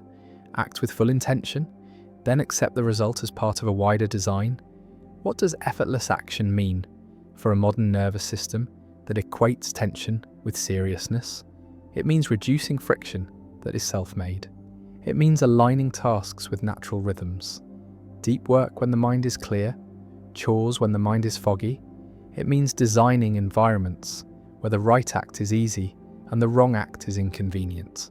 Shoes by the door for the morning run, book on the pillow for the night, phone far enough away that laziness becomes an ally of restraint. Psychologist Daniel Wegner warned of ironic effects. Try to suppress a thought, and it rebounds louder. Try to force sleep, and the eyes learn to fear the bed. Wu Wei answers by gentleness. Let the thought pass through. Behave as if sleep is welcome rather than demanded. Act less like a tyrant and more like a gardener. The result is often better performance with less drama. Athletes call it playing loose. Musicians call it living in the pocket. Aristotle would simply say that the excellent take pleasure in their own acts because skill and desire have been trained to cooperate. Moderation thrives here because urgency lowers. Cravings calm when motion feels natural. A river does not need caffeine to flow downhill, nor does an honest task require theatrics to begin. Strangely, minimalism is built into Wu Wei because clutter is friction. Too many goals fight, too many tools argue. A simple kit and a clear intention let action glide, and the body thanks the mind by releasing less acid and fewer alarms. Together, these three instruments make a small orchestra that can play in any room. The humility to say, "I do not know," which opens the door to learning and closes the door to noisy certainty. The grace to live as a traveller who values a portable goodness over a heavy identity, which turns change into teacher rather than thief, and the art of acting with ease where force would fail, which keeps the nervous system from poisoning the day with its own effort. None of this is flashy, all of it is stubborn, and the reward is not applause. The reward is a day that feels breathable, a night that forgives itself, and a character that does not creak when the world leans on it. The candle burns evenly. The wax pools and hardens, and somewhere unseen a hinge stops squeaking because oil finally reached it. The sound is nothing. The effect is everything. Sophrosine moves like a small current under all the noise, a self-possession, so even that appetite forgets how to shout. And in the soft light, the old Delphic voices murmur again, "Know thyself." Nothing in excess, not as slogans for mugs, but as guardrails for a mind that wanders into cliffs. The Greeks treated Sophrosine as a living balance, a temper that holds the reins without bruising the horses. And tragedy was the warning label for those who forgot. See how hubris blindfolds kings. See how victory swells until it drowns. See how a lucky season convinces a person that fate is a pet. Croesus asked Solon, who was happiest, and was told to wait until the end. Not because joy is forbidden, but because judgment is fragile when the drum is beating. Sophrosyne answers by shrinking the drum, by training desire to be quiet enough that truth can be heard, and the training is practical. Eat until energy returns, and then set the spoon down. Speak until the point is served, and then let silence finish the work. Buy the tool that fits the hand, and leave the glitter on the shelf for someone still learning. It is not a thin life, it is a tuned one, like a violin that sings because the tension is right, not because the strings are new. And modern research, if it must be invited into this candlelit room, confirms the same melody. Self-regulation predicts health and relationship stability better than IQ and swagger, and attention conserved by restraint becomes a kind of wealth that compounds without envy. It sounds austere until the nervous system relaxes and notices that the room feels larger when the craving is smaller. It sounds old until one tries it and the day becomes edible again. Sophrosyne is not about never wanting, it is about wanting in the right shape, for the right time, in the right degree, and that is an art anyone can study in the kitchen, in a meeting, in a heartbeat. The second lesson sits in Aristotle's notebooks, like a flint, oikonomia versus chromatistics, the housekeeping of life versus the fever of money-making. He warned that exchange is natural when it serves needs, unnatural when it loops into itself and pretends coins can be eaten. He feared the fantasy of unlimited accumulation because nothing in nature grows forever without turning monstrous. And yet the modern city teaches children to worship graphs that only climb, to praise debt that buys furniture for a hunger that does not sleep. Minimalism here becomes ethics, not decor. Keep what lets the household flourish and eject what makes the household frantic. Treat money as a handle that lifts burdens rather than a halo that demands kneeling. In practice, this looks ordinary and radical at once. A family who sets the enough number and then gives the overflow away before it burns a hole in character. A freelancer who refuses a prestigious client because martyrdom is not a business model. A school that teaches teenagers to read contracts and calendars so they can spot predation before it smiles. Aristotle's suspicion of money breeding money becomes a lens for cruel interest, for planned obsolescence, for the landfill hidden behind the billboard, and moderation becomes measurable. Fewer subscriptions, fewer fees, fewer silent taxes on attention. The oikos breathes, meals are cooked, neighbours borrow tools. Time is bought back from the altar of more, and the strange result is that generosity gets easier, because the budget finally tells the truth, because the schedule finally has margins, because the soul finally has a gatekeeper who is not asleep. Oikonomia is the infrastructure of virtue. It makes room for patience, it funds justice in small ways, it keeps the mind from beggaring itself on impulse, and it requires nothing glamorous. Only a ledger written in ink and kept with kindness, a basket by the door for things that do not belong, a habit of returning life to usable scale when markets try to inflate it until it pops. The third lesson steps out of a quieter garden and speaks almost in a whisper. Lathe biosas, live unnoticed, not as cowardice. Epicurus would smile at the accusation, but as protection for ataraxia, the calm that cracks when fame enters like a marching band. Ancient cities were loud with politics and flattery too, and he warned his friends that public hunger often charges a price too high for peace to afford.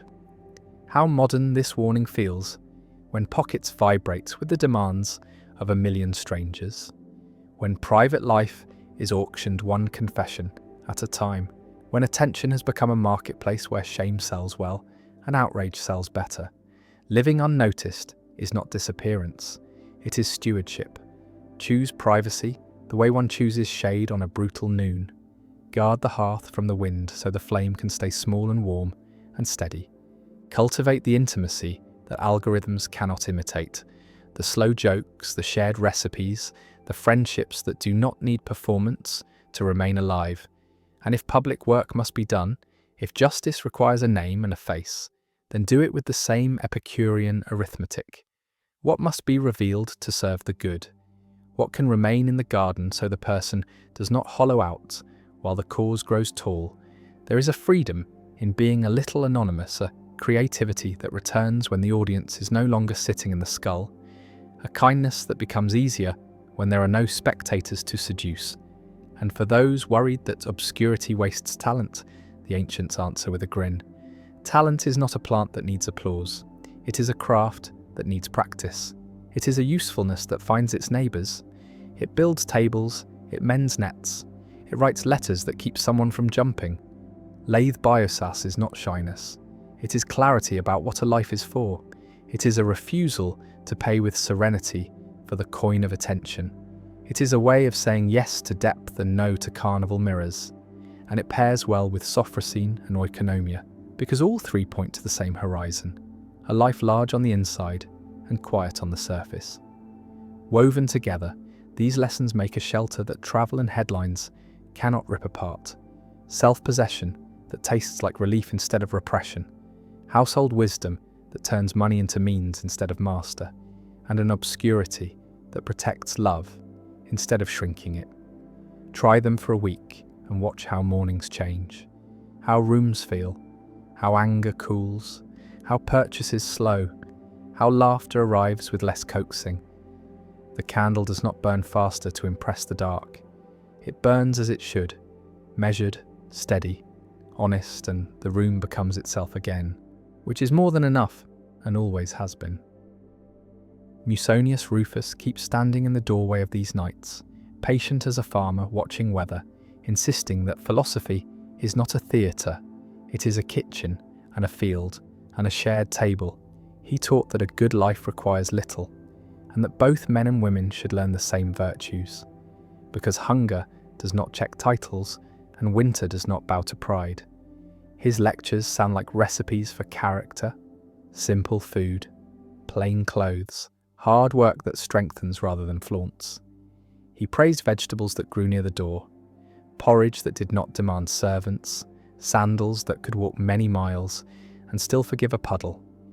He thought luxury softened the will and made judgment childish, because when a palate grows fussy, a heart often follows.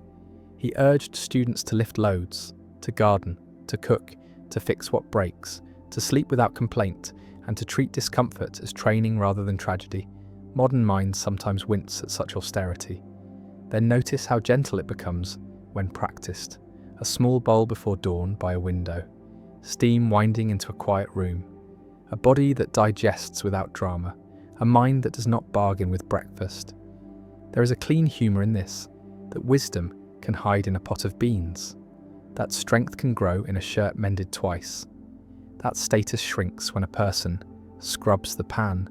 Musonius even argued for teaching daughters the same steadiness as sons, because virtue is not decorative and work is not a curse when it protects freedom. He called philosophers to live where calluses form, and the result was moderation without sermon, minimalism without brand, only the relief of needing less and being able to give more, a household that runs on few moving parts, a calendar that can bend without breaking, a person who is not bullied by appetite or weather. From the doorway, the candlelight reaches a notebook on the table, and another old practice takes its seat, the discipline of writing not for publication, for perception. Marcus Aurelius wrote only to himself and left the pages scattered behind like footprints a stranger could follow. Seneca wrote letters that trained his own soul while pretending to train a friend. Even Epictetus, who wrote nothing, taught a kind of inner stenography. Capture impressions, test them, rewrite the judgment, and choose. The tool is small and disarming. A pen, a cheap spine, a few minutes needed nightly. Yet the effects are quiet and large. Psychologists later measured the medicine and called it expressive writing. They watched how brief, honest pages lowered doctor visits and softened blood pressure and thinned the gravity of trauma, because language organizes pain and gives it edges a mind can hold without drowning. A simple template serves 3 lines for what was done, 3 for what was learned, 3 for what is next, and a sentence for gratitude that does not fake light. Add a column for desires that keep returning so they can be inspected rather than obeyed. Add a small ledger of temptations, sugar, yawning gossip, late screens, and a mark for each night. The leash was held. The point is not guilt, it is visibility. Minimalism of mind, fewer untested thoughts, fewer stories that spook the nervous system, fewer vague vows swirling like smoke. The page becomes a mirror that does not flatter, a friend who does not interrupt, a room where honesty is legal, and over months the handwriting changes. As posture changes, the lines simplify, the voice grows kinder.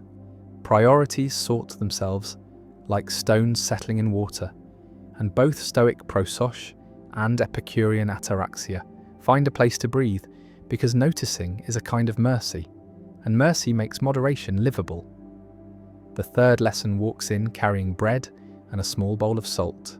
Hospitality, the old xenia that made strangers into guests and guests into kin, before passports, before last names. A host offered water for feet, a seat for the evening, a story for the road. Homer filled his epic with these exchanges because survival depended on them. A guest could be a god in disguise or only a tired farmer. Either way, the door opened and dignity was shared. Minimalism is often accused of meanness, as if empty shelves meant empty hearts. Yet the older simplicity clears a table for welcome. Fewer things make more room. Fewer trophies make more attention. Fewer private feasts make more public meals. Justice passed through doorways, one bowl at a time, and friendship grew over lentils. With laughter bending steam sideways, Aristotle called friendship the crown of the city and gave 3 kinds: utility, pleasure, virtue, the last the rarest and the strongest. Built of shared values and the wish for the other's good.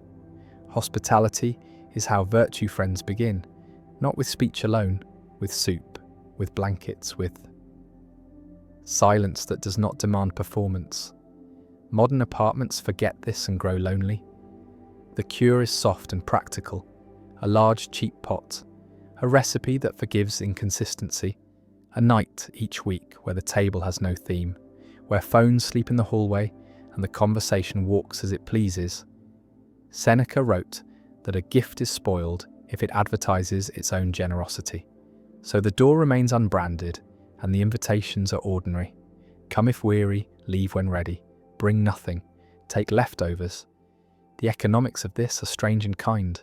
Money spent on guests becomes a form of savings, because trust increases and stress falls.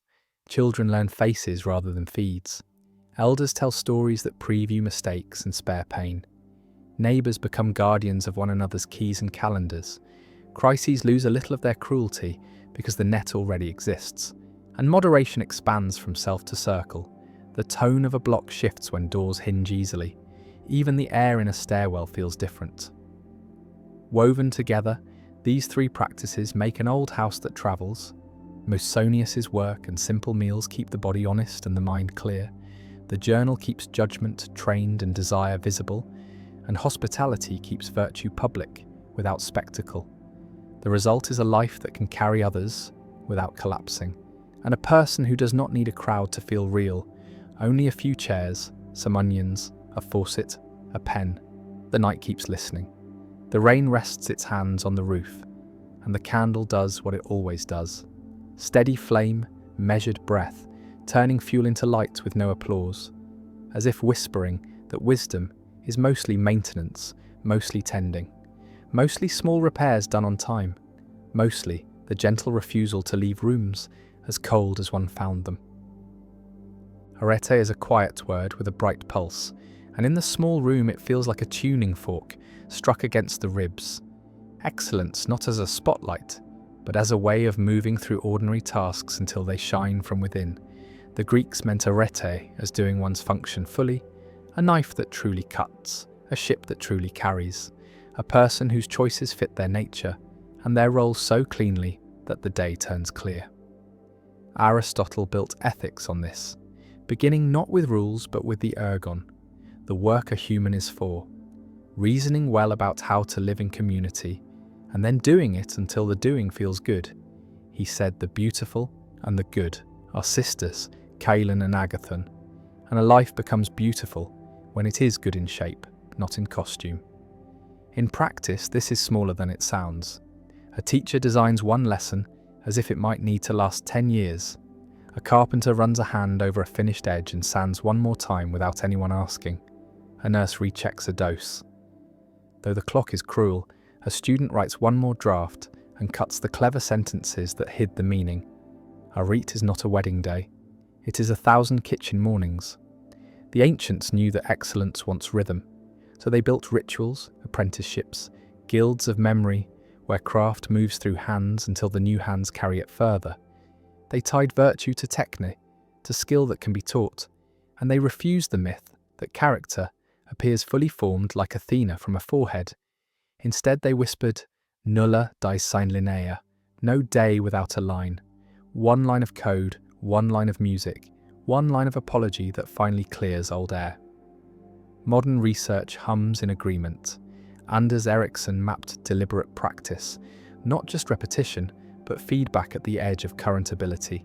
And brain scans show myelin-wrapping neural paths like insulation, speed and precision, rising with faithful friction.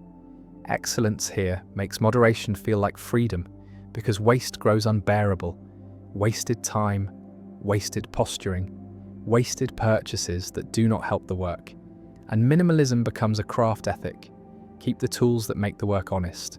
Lose the ornaments that confuse the hand. The room goes quiet, the mind goes bright, and joy returns as competence that does not need a crowd to be real. The candle steadies and another ancient lens tilts toward the heart, one that saves stoicism from caricature, eupathei, the good emotions, the healthy affections that grow when judgment is sound. Chrysippus named 3, joy, wish, caution, chara, when one recognizes genuine good in one's own actions or in the virtue of another, boulesis, when one aims the will at what is truly good, and eulabia, when one steps back from what truly harms the soul. Not fearfulness, not paralysis, but an accurate break. This is the quiet proof that Stoics did not murder feeling. They gardened it. They pulled the weeds of destructive passion and watered the flowers that fit human nature. Marcus wrote of a joy that cannot be stolen by events, the sweetness of doing what is one's own. And Epictetus smiled at a wish that is invincible, because it only wills what depends on choice. Modern psychology meets them at the gate with terms like reappraisal and values-based action. 8 key therapists teach clients to feel fully and choose according to values rather than feelings alone, while Albert Ellis, gruff and funny, credited the Stoics for the insight that beliefs create the storm more than weather does. Eupatheia are practical. A parent feels chara watching a child tell the truth, though it costs them, and praises the act rather than the outcome. Strengthening a taste for integrity, a programmer feels boulesis when committing to refactor ugly code, because future colleagues deserve clarity and enacts the wish by actually doing it. A leader practices eulabeia by declining a profitable partnership that would corrode the team's soul, not from fear of risk, but from clean sight of harm. Over time, the nervous system begins to prefer these emotions because they're quiet and strong and leave no hangover, and moderation grows as a consequence, a kind of immune health of the psyche, immune to flattery's sugar spikes, immune to panic's acid, immune to envy's slow fever. Minimalism follows as a natural diet for feeling. Fewer stimulants that jack the system, more nourishment that keeps it steady. Less spectacle, more truth. And if grief comes, which it will, the Stoics do not forbid it. They give it ritual and language and proportion, so that love is honoured without drowning judgment, and caution is kept towards bitterness, which only chains the sufferer to the injury. Then the room turns toward a ladder described by a woman in a dialogue, Diotima in Plato's Symposium, teaching Socrates to teach others. The ascent of love, beginning with the beauty of one body, then seeing the beauty common to many bodies, then the beauty of minds and customs and laws, then the beauty of knowledge, and at last the vision of beauty itself, not possessed, only contemplated, a silence in which the soul becomes like what it beholds. This ladder corrects the modern habit of turning love into ownership and fear. It invites Eros to grow from grasping to gazing, from hunger to homage, from craving the object to caring for the good. In daily life, the ladder looks like this. A lover delights in the face across the table, and also in the character that face carries, the way they keep a promise when convenience begs them to slip. Then the lover learns to praise the justice of institutions that protect the vulnerable, seeing beauty in fair procedure and clean law. Then they are seized by the beauty of a proof, a song, a remedy, a repair, and love rises again. Finally, the lover senses a form that is not on any billboard, a clarity that makes all other beauties intelligible, and they become less frantic, less jealous, more generous, more brave, because the love has widened beyond the body without abandoning it, like a river that has learned the way to the sea. Minimalism echoes here too, because the ladder asks one to carry fewer illusions and more seeing, fewer status-tinted glasses, more attention to the good wherever it appears. Even in plain faces and chipped bowls, moderation arrives as fidelity, eros accepted and trained rather than denied, and then misdirected, and relationships breathe when possession is set down and appreciation is picked up. Attachment theory quietly nods. Secure bonds do not cling or flee. They explore and return, and Diotima's ladder looks like the inner architecture of such security, curiosity without panic, commitment without cage, depth without theatrics. Together, these three lessons turn the room into a workshop where the soul can build what it's been trying to buy. Excellence as daily craft that crowds out vanity. Good emotions that replace the cheap fireworks of impulse with a hearth that warms for hours. Love that grows upward and outward until it defends the good wherever it finds it. A person living this way becomes hard to manipulate and easy to trust. The appetite quiets because the hands are full of meaningful work. The mind rests because its feelings cooperate, and love stops breaking things because it learned how to praise without owning. The candle seems brighter though it has not changed, perhaps because the glass is cleaner, perhaps because the room is less crowded, perhaps because the watcher has finally remembered what the old texts keep saying softly, that a life thick with virtue will feel simple from inside, and that this simplicity is not lack, it is elegance. It is the shape a human takes when nothing essential is missing and nothing inessential is running the show. The candle listens as if wax could hold counsel, and the room offers a soft permission to tell the next truth, that a life grows clearer when it's lived according to nature. Kata fusin, the stoic phrase that sounds simple and is difficult in the exact way that heals. They did not mean run into a forest and never come back. They meant align the small nature inside the ribs with the larger nature that carries seasons and tides. The inner clock with the outer sky, the human purpose with the world's order, logos as pattern and person as participant. Cleanthes sang it in a hymn, praising the order that bends even storms back toward law, and later Marcus made it domestic. Write down the duties, keep the body clean, eat what suits a human animal. Remember that the mind was made for truth and the hands for service. Modern chronobiology nods quietly from the doorway. Light in the morning improves sleep at night. Sachin Panda maps eating to daylight to calm inflammation. Circadian and ultradian rhythms suggest when focus ripens and when it rests, and the body that works with these tides spends less courage on ordinary tasks. Living according to nature is not a slogan for mugs. It is a schedule that refuses to auction sleep, a pantry that respects hunger without worshipping it. Shoes by the door because feet were meant for walking, windows open because lungs remember wind. It asks a hard, kind question of every habit. Does this fit a human being, or a machine, or a market, or a fantasy? And when the answer is human, The day stops bucking like a spooked horse. Minimalism is hidden here, because the simpler the tools, the easier the fit. A clay cup holds water just as well as a jeweled one, and the clay cup does not whisper about status while the mouth tries to drink. Moderation is hidden here too, because bodies do not want endless novelty. They want enough, then a pause, then the garden again. Not spectacle, not starvation, just the rhythm that rib and sun can share.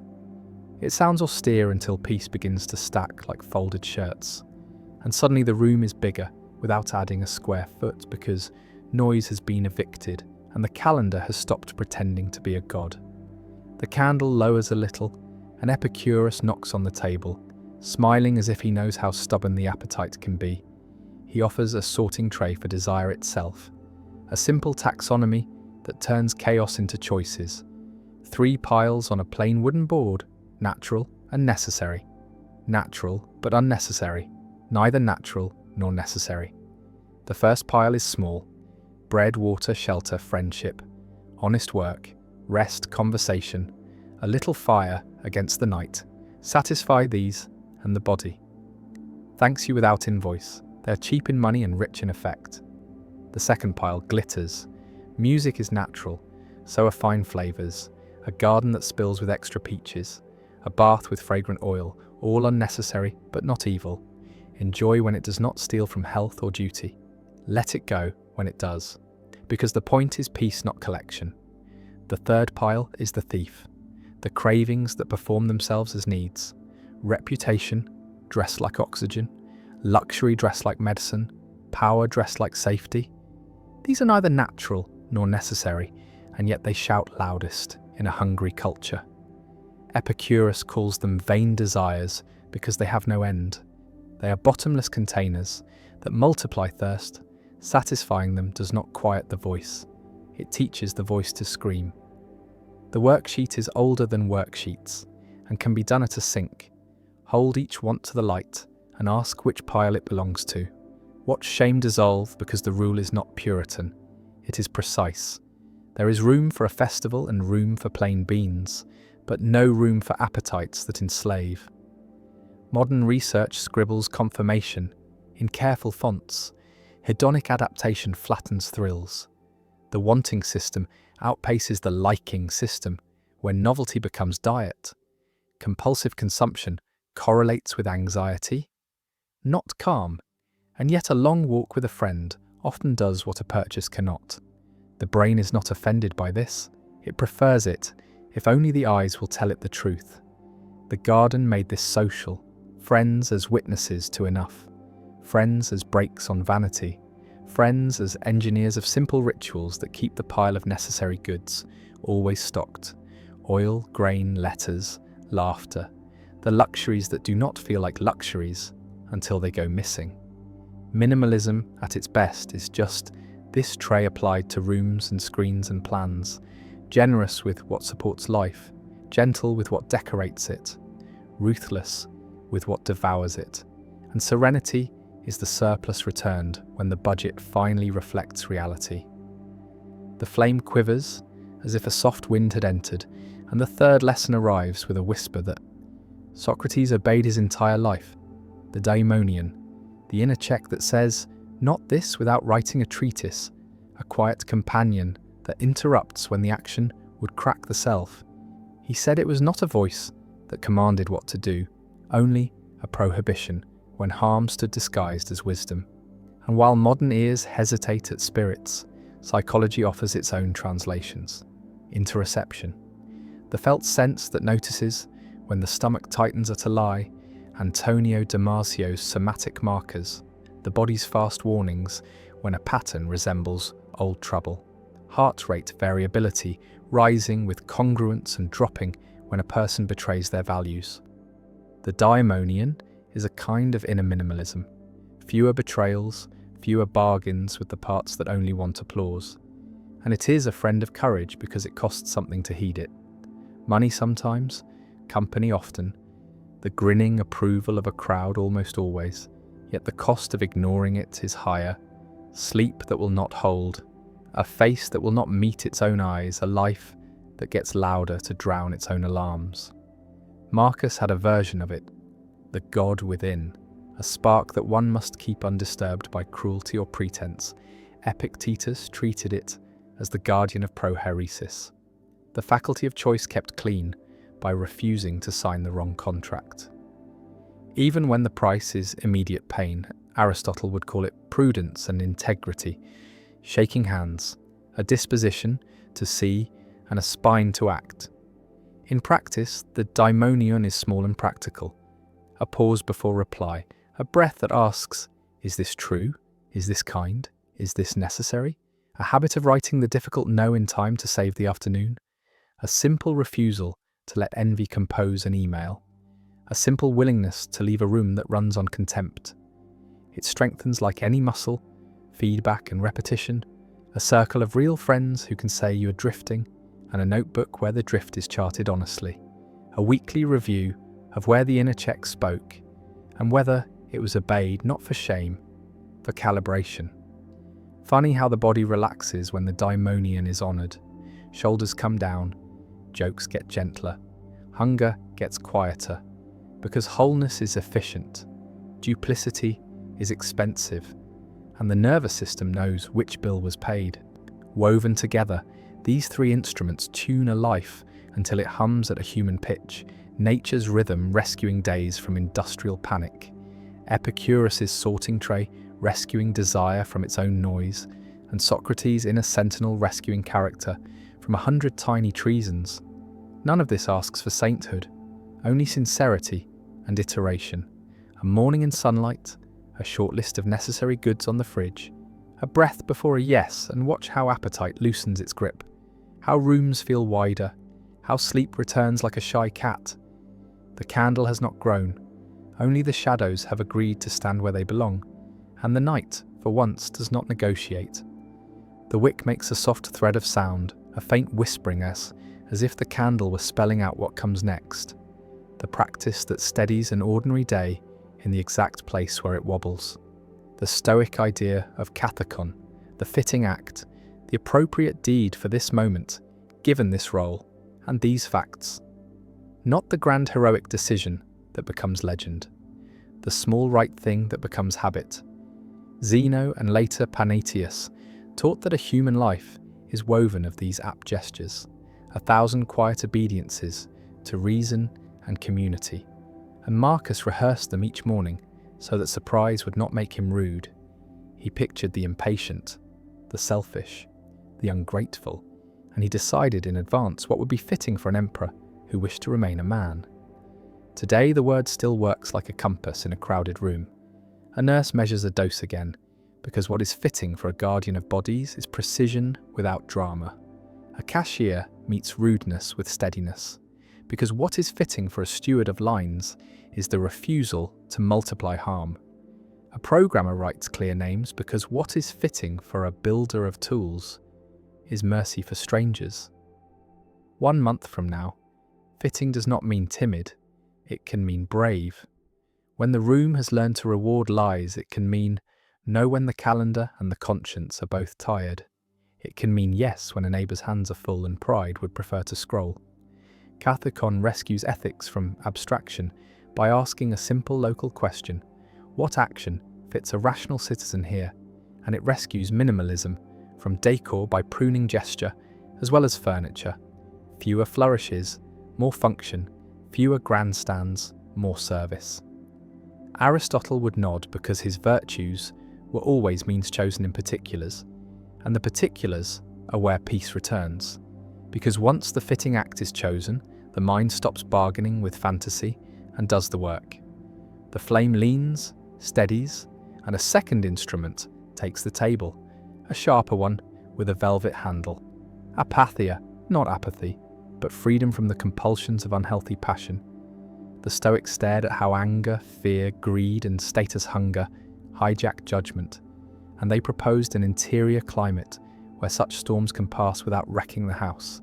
This is not a grey anesthesia, it is a gardener's discipline. Pull the choking vines so that the good plants can breathe. Chrysippus distinguished the Parthe, the destructive surges born of false judgments.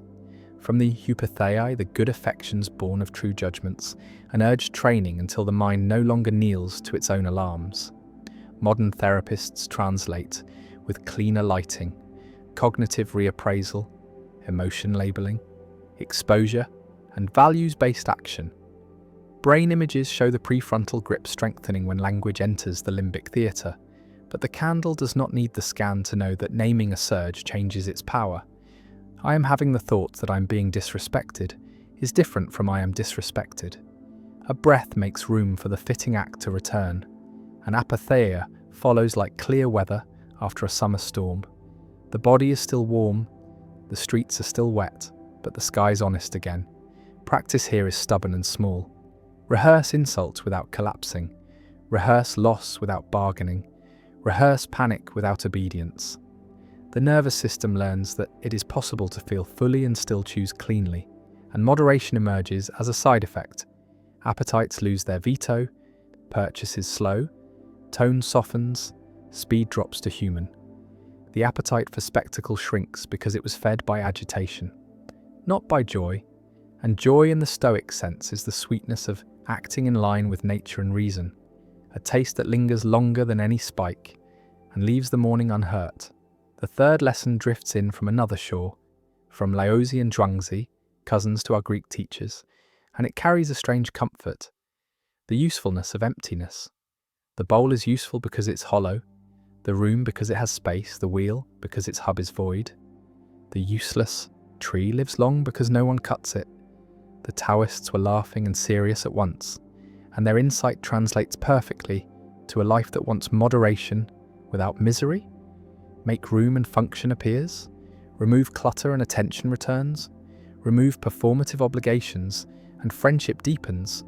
Remove noise and music grows richer. Even the Stoics knew this by instinct. They loved brevity and plain speech.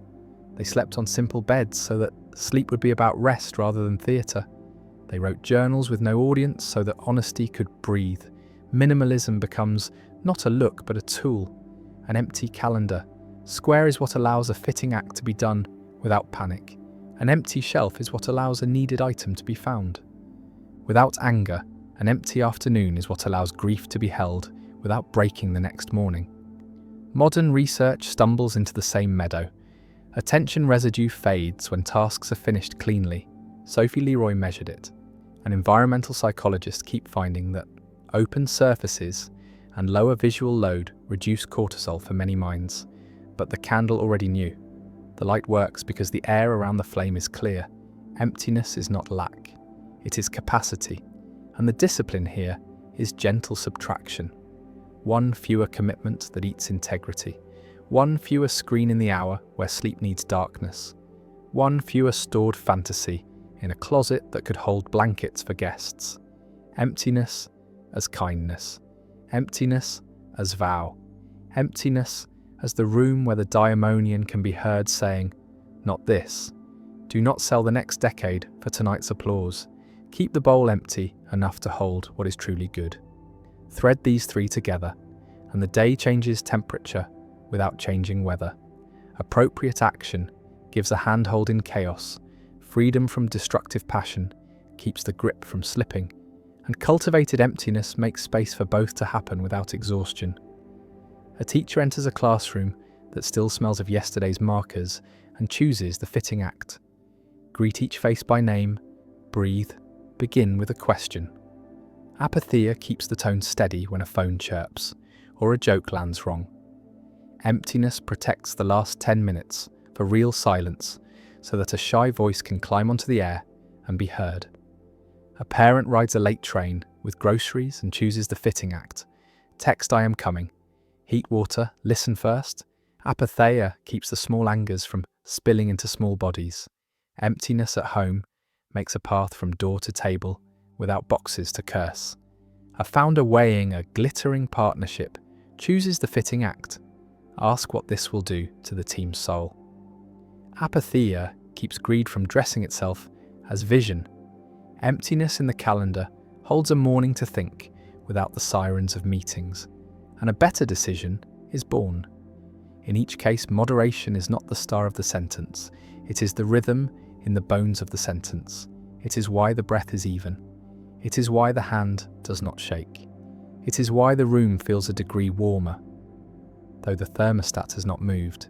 The ancients, if they could watch, would likely nod at our screens and then point at our feet.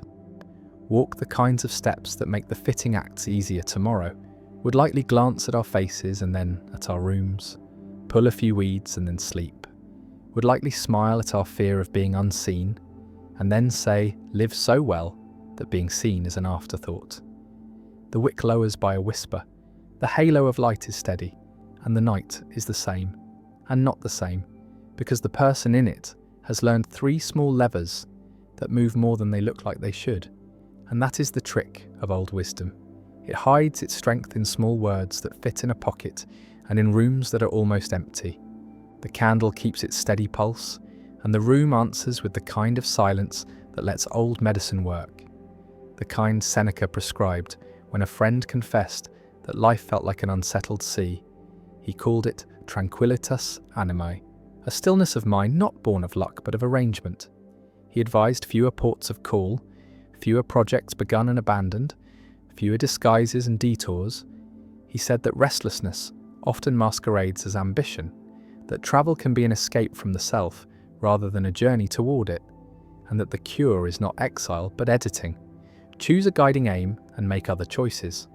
Serve it or leave them.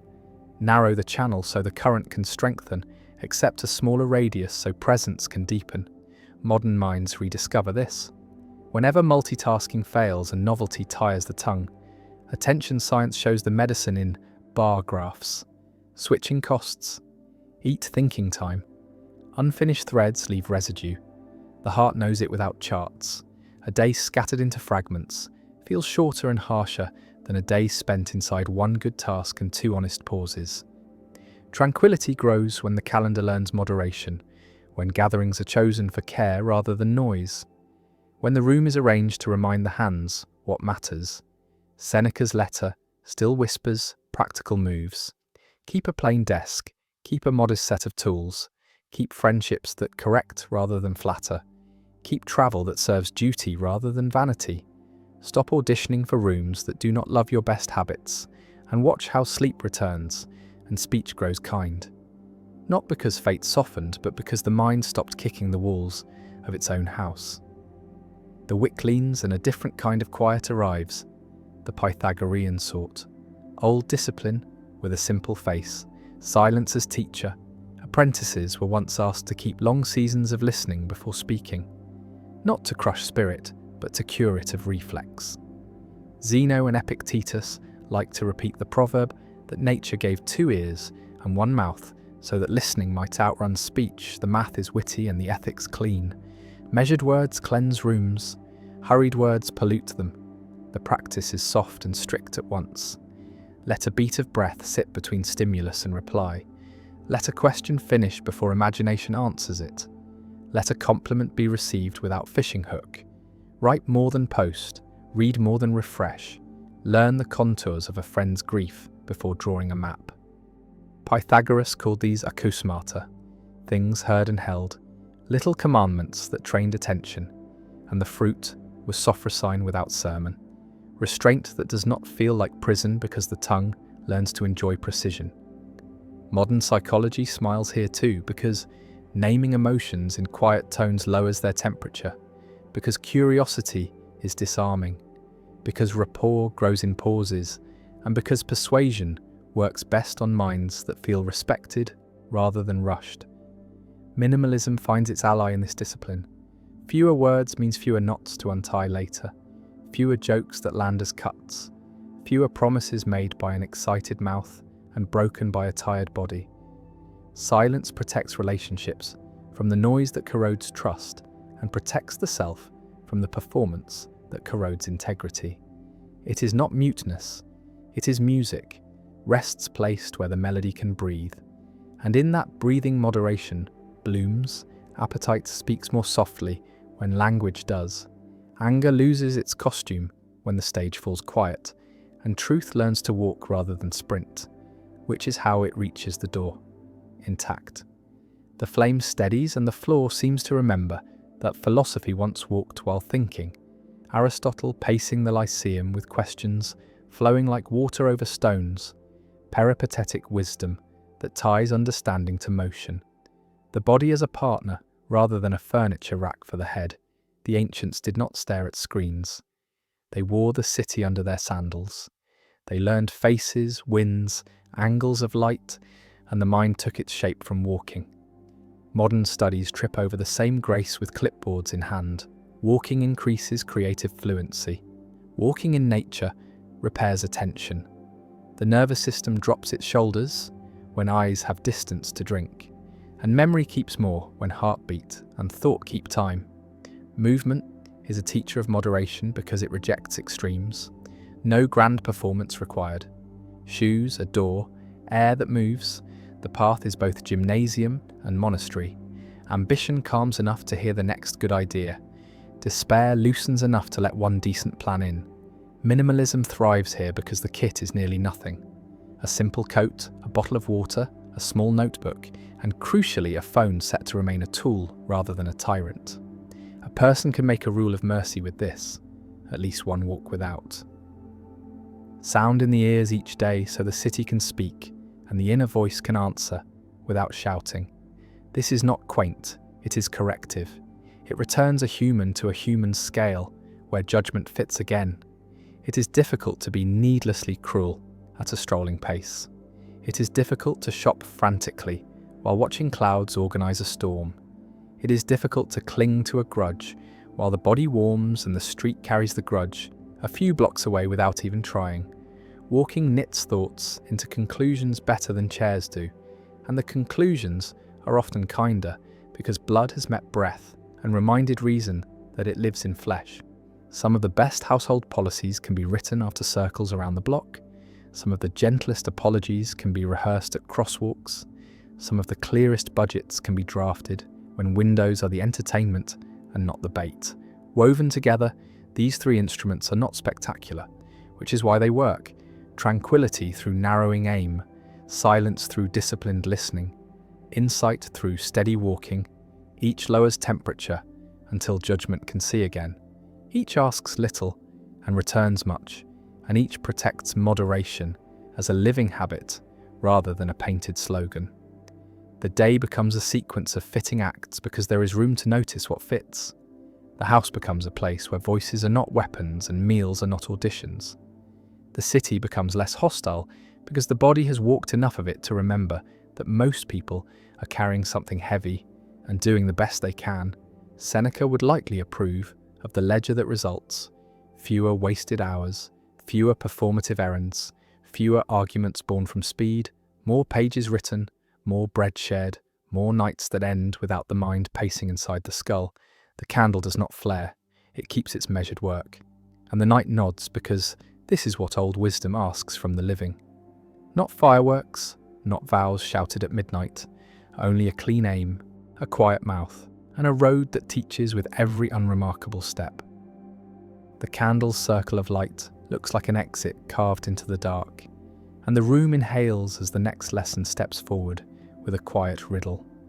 If a life is crowded with shadows, what changes first, the shadows, or the eyes? Plato's old cave answers softly. The eyes, always the eyes, and education is not a download. It is a turning periagoge, the neck slowly learning to face the fire. Then the doorway, then the sun. The prisoners in that story mistook silhouettes for things, and modern rooms repeat the trick with glowing rectangles. Headlines that multiply, images that echo until familiarity masquerades as truth. Hasher and colleagues mapped this illusory truth effect in the 1970s. Zajonc watched mere exposure breed liking, and someone scrolling after midnight rehearses the cave without knowing it. Repetition hardens fiction into furniture, and appetite begins to live on shadows. Moderation here means a curriculum for the senses. Fewer torches thrown against the wall, more time beneath real weather, fewer slogans recited, more questions written. Socrates would smile at such housekeeping. He turned friends around with questions until pride squinted and began to see the practice is home-sized. A daily media fast that returns the mind to primary experience. A notebook where claims are tested like coins. Tap, listen, keep. A slow walk in morning light to reset the clock that screens blur, and a quiet line at the edge of every belief. If I am wrong, what evidence would persuade me? This is not cynicism, it is hygiene, a way to keep the eyes honest so that the forms of the good, the useful, the kind can be recognized when they appear without music behind them. Minimalism begins to mean emptying the cave, not of people, of noise, fewer channels, fewer alarms, fewer rituals of outrage, so that reality can reach the skin again and teach directly. The flame steadies and the second lesson arrives with a ship sliding out of fog, the old puzzle of Theseus drifting toward identity and change, if a vessel's planks are replaced one by one until none of the original remains. What continues? Name, shape, function, story. A person is no different. Cells turn over, habits trade places, rooms change rent, and yet there is a felt continuity that neither body nor wardrobe can fully explain. The ancients argued by image, and this image guides modern repair. Do not panic when parts wear out. Replace with care, keep the telos, protect the keel. Aristotle would ask after function, what is a human for? Reasoning well in community and acting with virtue. Keep that and the rest can change as needed. William James called habit the enormous flywheel of society, and neuroplasticity only paraphrases him in electrical grammar. Practice wires, wires guide practice, so a life can be refit without losing its course. Minimalism helps the dock work. Fewer attachments make room for better planks. A closet that holds only what serves the role. A schedule that honours the work without cosplay. A kitchen that feeds strength rather than spectacle. Even memory can be curated like a ship's log. Not to lie, to aim, record the acts that prove continuity of character, and let the costume details fade. And when an old vice tries to climb aboard disguised as nostalgia, laugh gently and close the gangway. Identity becomes less about inventory and more about promise, less about parts and more about pattern, and moderation becomes a style of navigation. Trimming sail in gusts, adding canvas in calm, moving with weather instead of pretending to own the sky. A repaired life is not a counterfeit life, it is a faithful one. The third lesson enters like a map unrolled on a wooden table, a world city traced in thin ink. Cosmopolis, the stoic conviction that every person is a citizen of one commonwealth governed by reason and bound by kinship. Marcus wrote it like a reminder on his wrist, citizen of Rome by law, citizen of the world by nature. Hierocles drew circles earlier, but the Cosmopolis gives those circles streets, trade routes, duties. The old sages imagined a politics of decency that starts with local acts and spills outward without flag worship. Justice as the correct distribution of burdens and benefits across one body. Modern rooms need this like winter needs fire, because consumption is voting, because money is speech with receipts, because minimalism without ethics becomes vanity. A person can practice world citizenship at the sink. Choose goods that do not poison distant hands, repair instead of discard. So fewer strangers, breathe dust, buy less so that more remains for those already priced out of breath. Cicero's De Officiis whispers.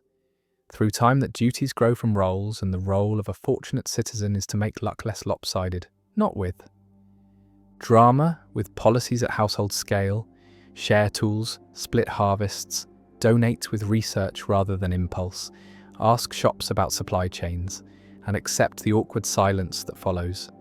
Because awkward questions are civic oxygen. Cosmopolis is not a poster. It is a posture, a way of walking into a store, a negotiation, a holiday. With the memory that strangers are kin not characters, and that reputation as a good person means less than being a good neighbour in the invisible ledger that air and water keep. Moderation earns a wider purpose here. Fewer luxuries become more justice.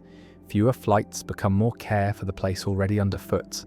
Fewer hours online become more hours with the nearby old who would like soup and stories rather than pity. Minimalism changes from clean lines to clean hands, and the city becomes a little less lonely because citizenship stops being a word and returns to being a practice.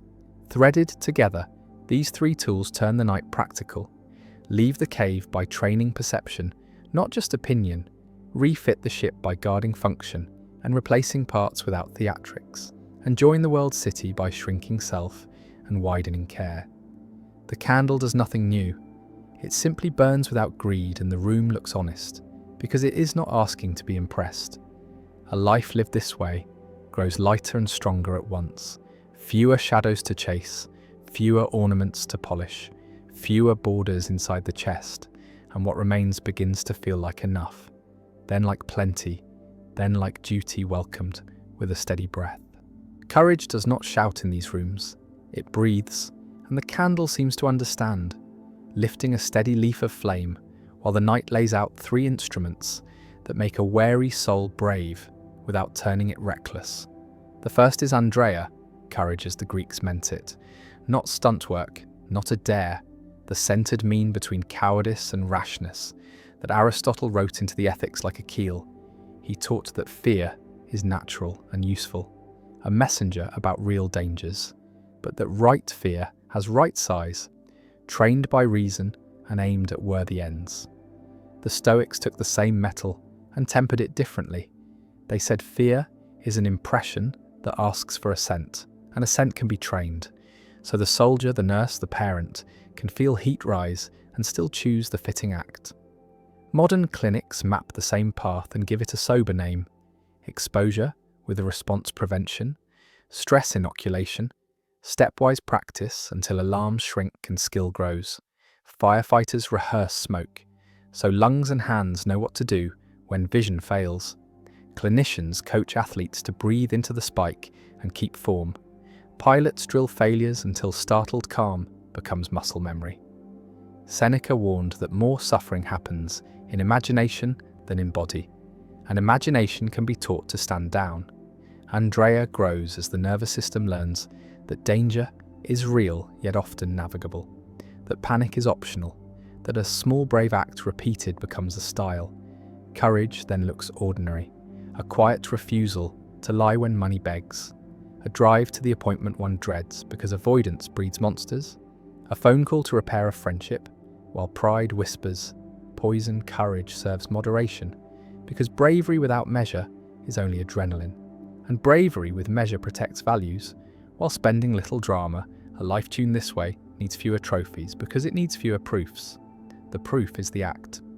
The second instrument comes from salt water and old stories, Metis, the cunning intelligence praised in Odysseus, a supple situational wisdom that solves hard problems with light hands.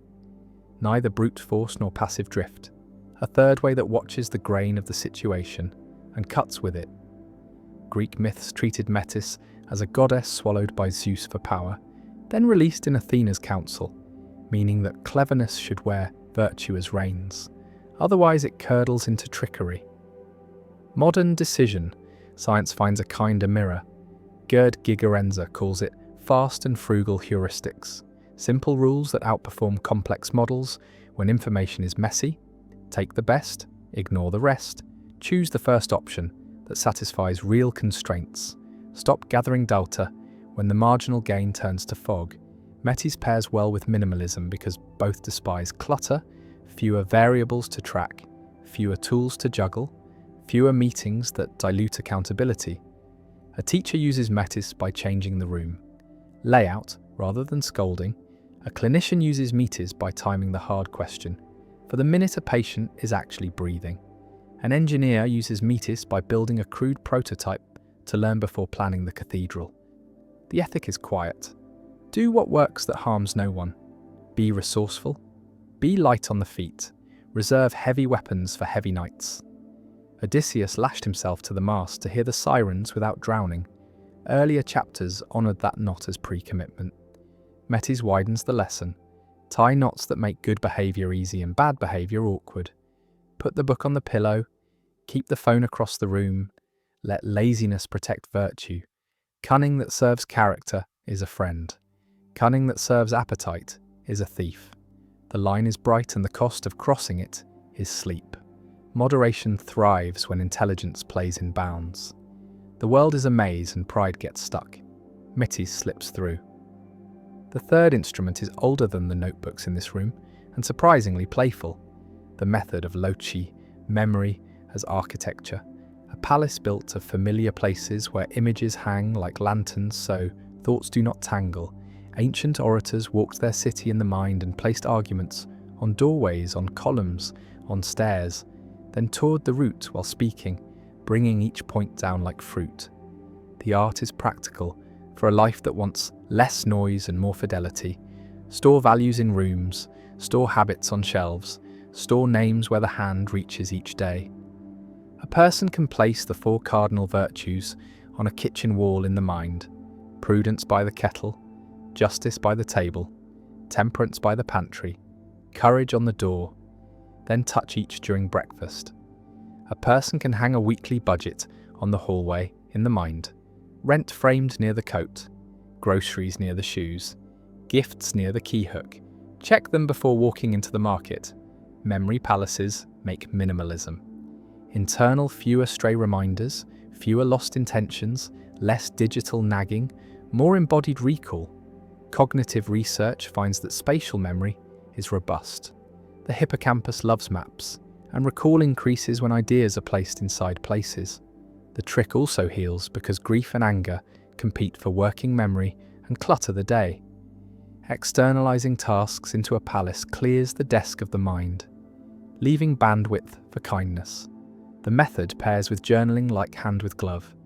At night, the route can be walked and emptied, promises put back on their hooks, temptations seen where they try to slip in, tomorrow's fitting acts laid out like clothes. A memory palace is also a place of shelter in loud times, a quiet cloister for values that might otherwise be blown thin. Monks did not own the method, but they used it to keep their scripture warm. A modern friend with fewer scrolls can still keep vows warm by giving them rooms. And moderation likes this because remembering enough in the right order is half of acting with restraint. Woven together, these 3 do not sparkle, they work. Andrea trains the heart to step toward the right heat without burning. Metis trains the hands to solve with grace before force. The palace of memory trains the head to keep its promises without shouting. The result is a life that feels lighter because heroism has been domesticated. Many small braveries replacing occasional grand ones. A steady craft replacing infrequent rescue. Fewer purchases because ingenuity finds solutions in what is at hand. Fewer apologies because pledges are recalled on time. The candle does not blaze and fail, it burns clean. And the room does not beg to be admired. It wants to be used.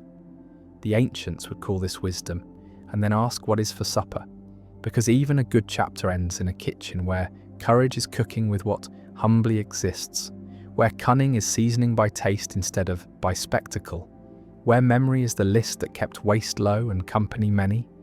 The night holds the recipe and returns a simple answer: bread, salt, olives, and a story that was not dropped. Megalopsychia sounds grand, yet in candlelight it looks simple, a steady posture more than a parade.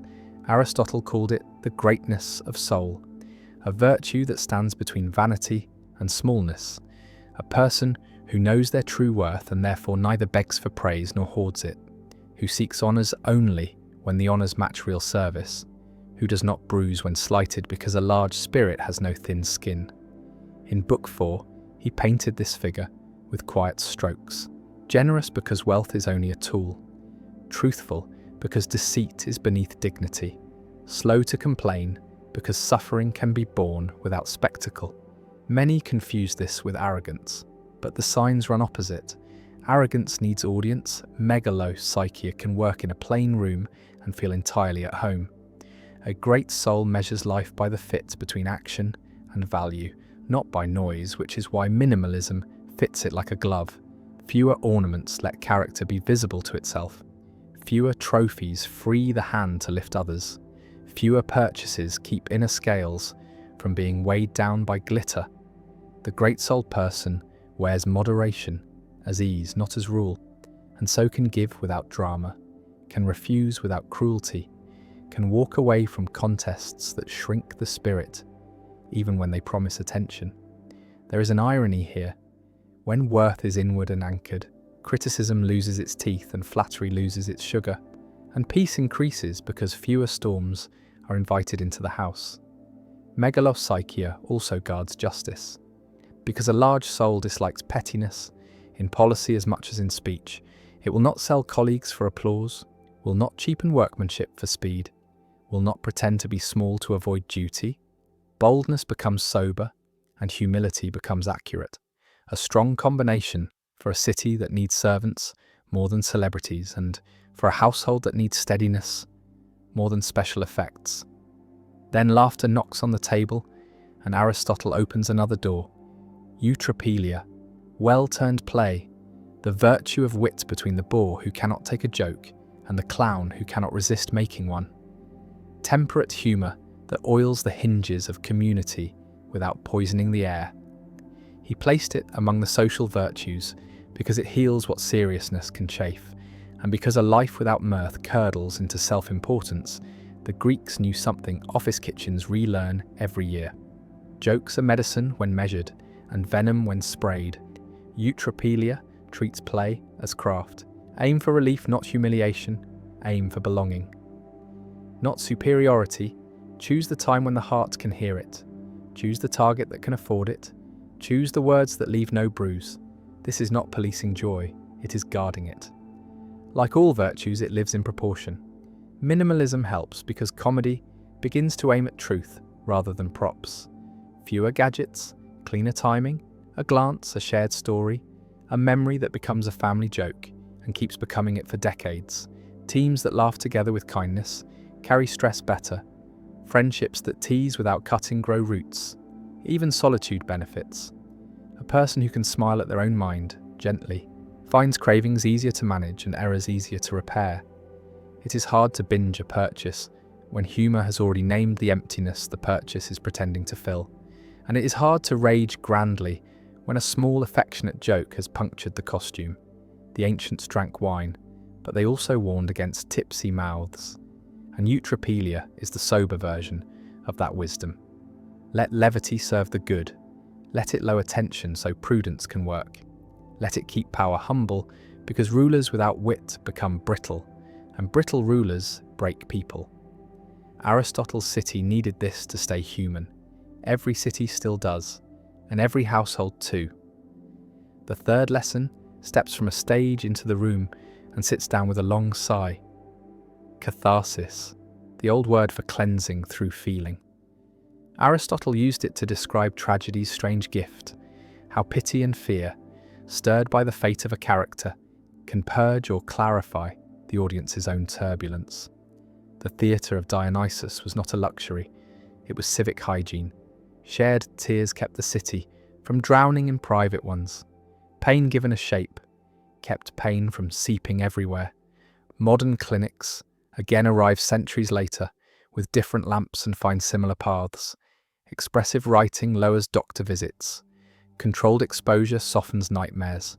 Ritual grief circles reduce isolation. And quiet art returns appetite to human size by giving sorrow somewhere to go.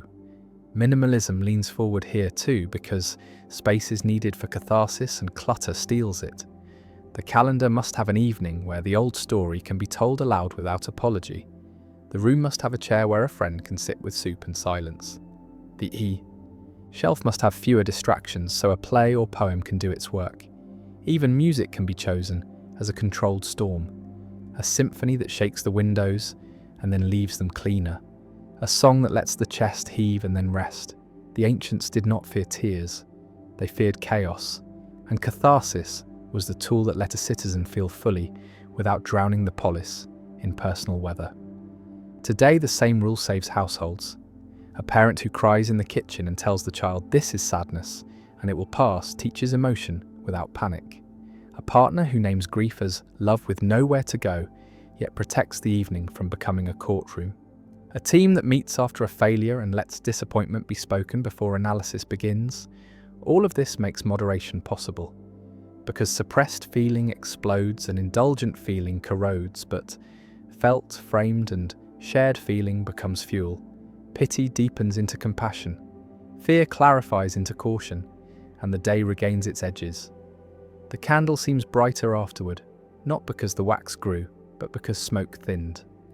Woven together, these three strands strengthen a life without making it heavy. Greatness of soul enlarges the frame and ends the hunger for tiny wars. Playful wit keeps the air breathable and the ego tame, and catharsis keeps the inner weather honest, so that storms do not squat in the attic and rot the beams. Each protects moderation in a different arena. Megalopsychia tames status appetite. Eutropelia tames dominance appetite. Catharsis tames the appetite to numb. And the result is a lightness that is not fragile, a seriousness that is not stern, a home that is not ornate, but is always ready to welcome, and to weep, and to laugh. The ancients would call this culture not entertainment. They would call it education, not training. They would call it medicine, not content. And they would ask, as we should, which ritual keeps the soul from shrinking this week? Which joke keeps the room from cracking? Which act of dignity keeps the day from begging? The candle answers as it always does, by doing its work without commentary. A small bright centre and a pool of wax surrendered to make light. And that, finally, is the lesson beneath the lessons. That greatness, play, and cleansing do not require much, only attention, only honesty, only people willing to practice them in rooms that do not mind being plain.